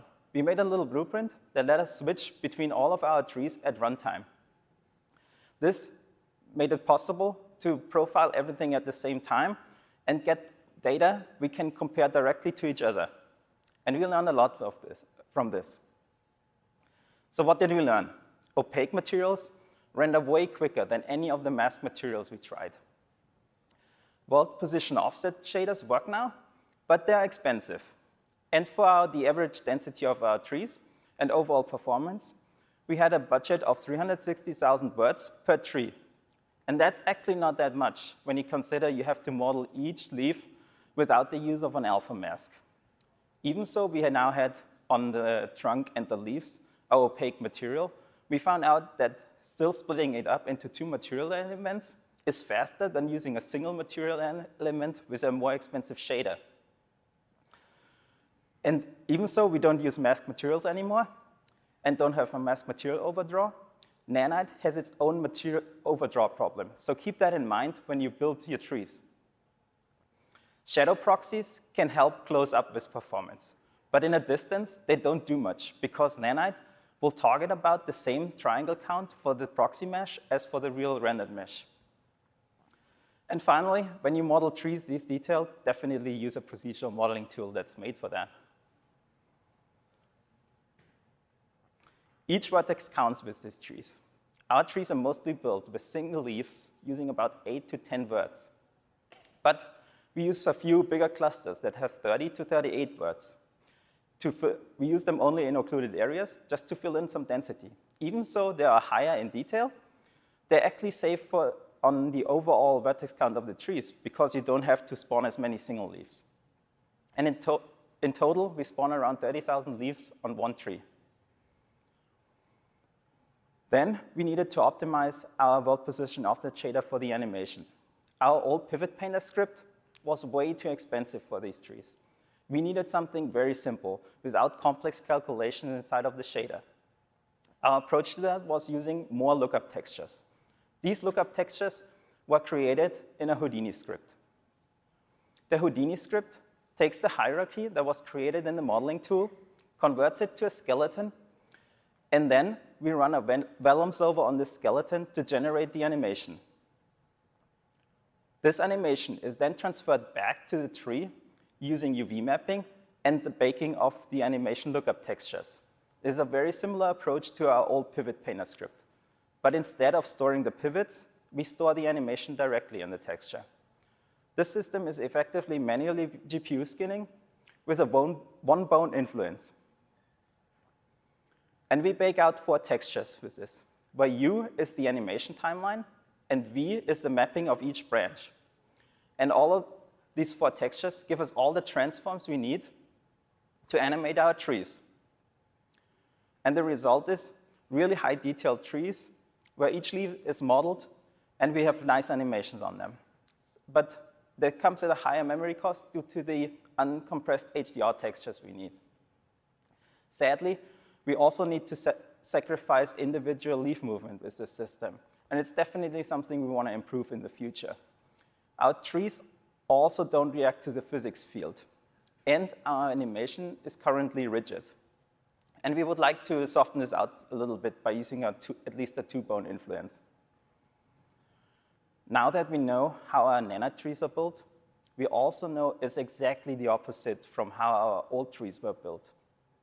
And we still need our old trees for platforms that don't support nanite. This means we have twice the work for each tree. But it also means we're breaking a key feature of nanite, which is a continuous LOD chain.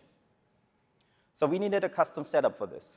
We added the possibility to import a custom fallback mesh into a nanite mesh asset, into a single asset. And this can be easily switched at runtime depending on the detail level.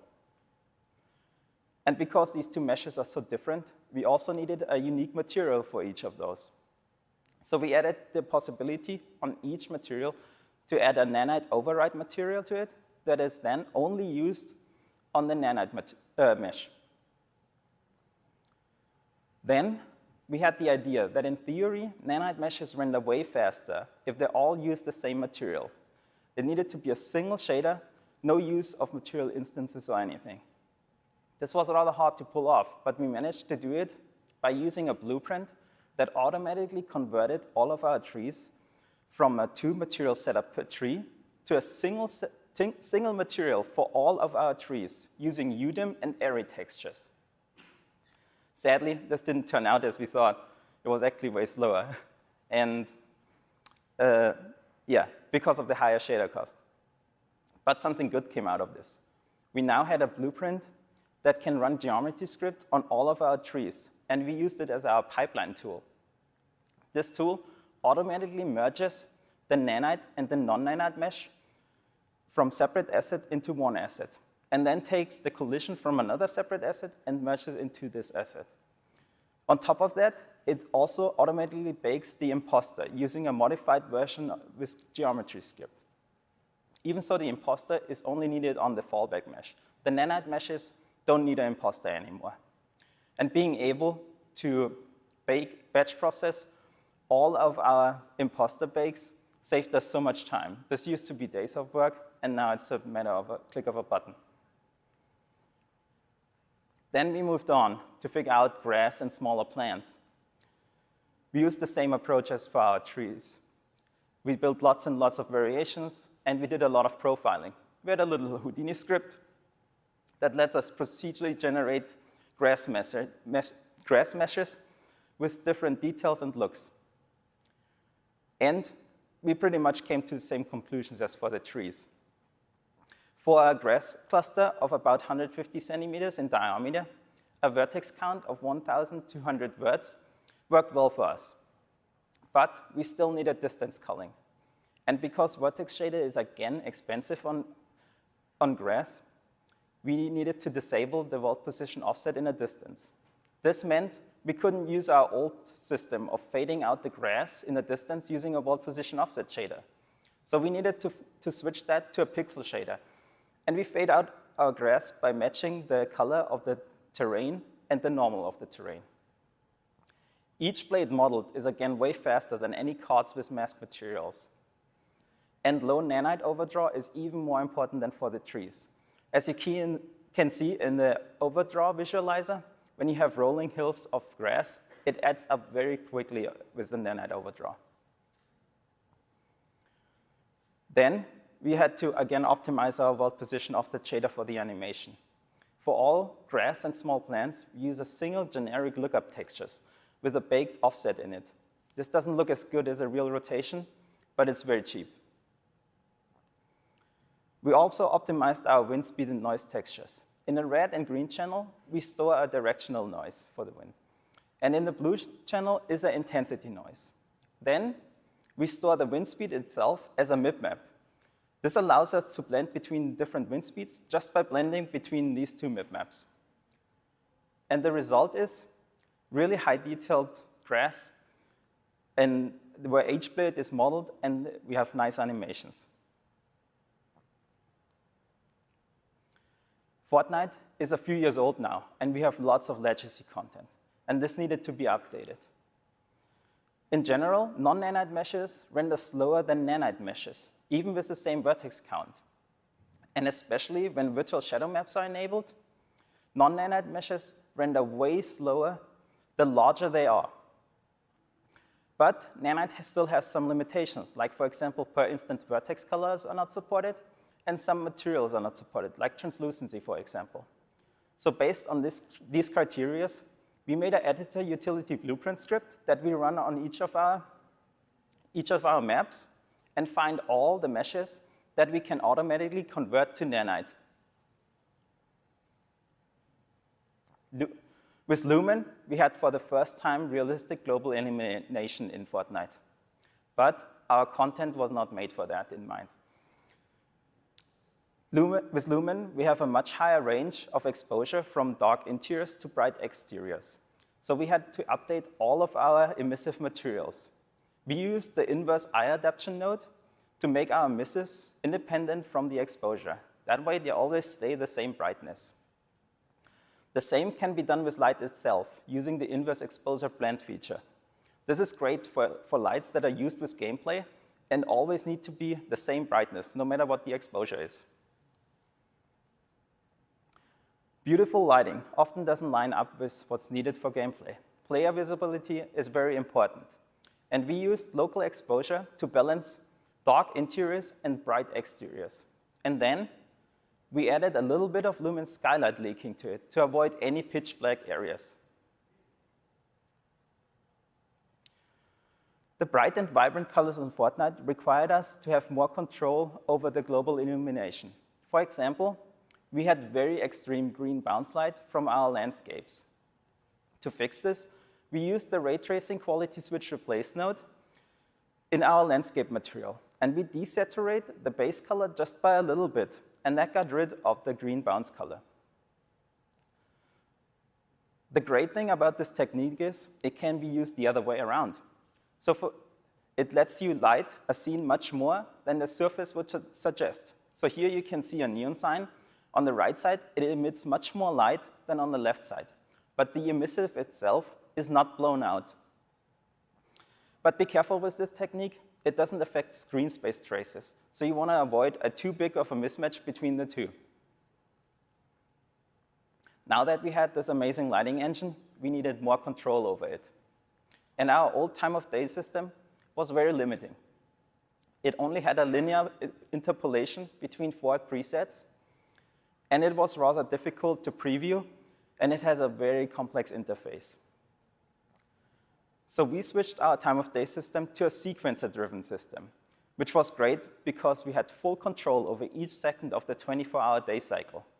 And for scalability, we were able to have a separate sequence for each platform. This allowed us to tweak the lighting exactly as we wanted it and needed it on each platform. This was great. We had finally instant feedback of the lighting we are creating, and it was a solid foundation for future improvement. We also got some quality of life improvement, like, for example, the in-viewport controls for time of day. But on the downside, this requires a lot of keyframes. It can be rather challenging to manage. And sadly, the system is a little bit slower in performance than our old system, but it was definitely worth it. In the future, we want to improve on this system and add subsequences for weather and limited time events. We also want to have a local volume support, and in general, we need to improve how editing large amounts of keyframe and sequencer works. Thank you. Thanks to the team. This concludes the first part of the talk. I'm handing it over now to Jamie for the second part of the talk.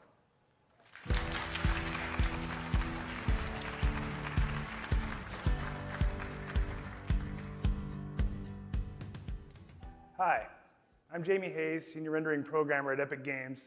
I'm going to cover the improvements we made to UE5's next-gen systems and the challenges we faced bringing them into Fortnite Chapter 4. First, I'd like to talk about the work we did to integrate Lumen, UE5's real-time global illumination and reflection solution, into the game. Let's start with how Lumen was ultimately utilized to improve the visuals in Fortnite Chapter 4. In previous chapters, only distance field ambient occlusion was used for ambient lighting, causing interiors to feel cold as blue skylight leaks into the buildings. In Chapter 4, Lumen calculates global illumination at high quality, adding back the warm sunlight bounce and detailed indirect shadows. In earlier versions of Fortnite, reflections on next-generation consoles were limited to screen space reflections. This effect is limited to reflecting what's on screen and only provides good results on mirror-like surfaces. Lumen reflections provide accurate ray trace reflections on glossy surfaces, rendering metals and smooth materials correctly, even when they are indoors. Reflections on the water are sharper, and they extend all the way to the edges of the screen. We had to face some challenges getting Lumen to scale and fit the needs of Fortnite. Our previous showcases of the tech were well optimized, but were done so to meet a 30 FPS budget. For Fortnite, we were targeting 60 FPS on next-gen consoles, giving ourselves a modest 4 millisecond budget for GI and reflections together. After some early tests, we determined that Lumen software ray tracing was a better fit over Lumen's hardware ray tracing on consoles to make it our budget due to its lower tracing costs. However, Lumen hardware ray tracing is still used on PC. The approximate nature of software ray tracing introduced several challenges. The coarse and opaque nature of the global sign distance field presented some over-occlusion issues with the trees and foliage. We developed a new stochastic way to intersect the SDF, where a choice is made at each step of the ray march whether or not to intersect. This more accurately models the aggregate nature of the canopy. Lumen's software ray tracing also adds detail to the GI with screen traces. However, aliasing could be observed when these screen traces hit grass blades. We solved this by skipping screen trace hits when they hit foliage.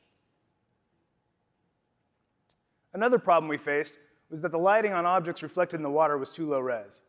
We were sampling this lighting from a voxelized structure generated from a higher resolution surface cache stored for each mesh. To resolve this, we developed a reverse lookup structure that allowed us to sample the higher resolution surface cache directly. One artifact we had to fix was streaking that would occur where screen traces are interrupted by foreground pixels. In this scenario, we fall back to Lumen software traces to continue the trace, which could result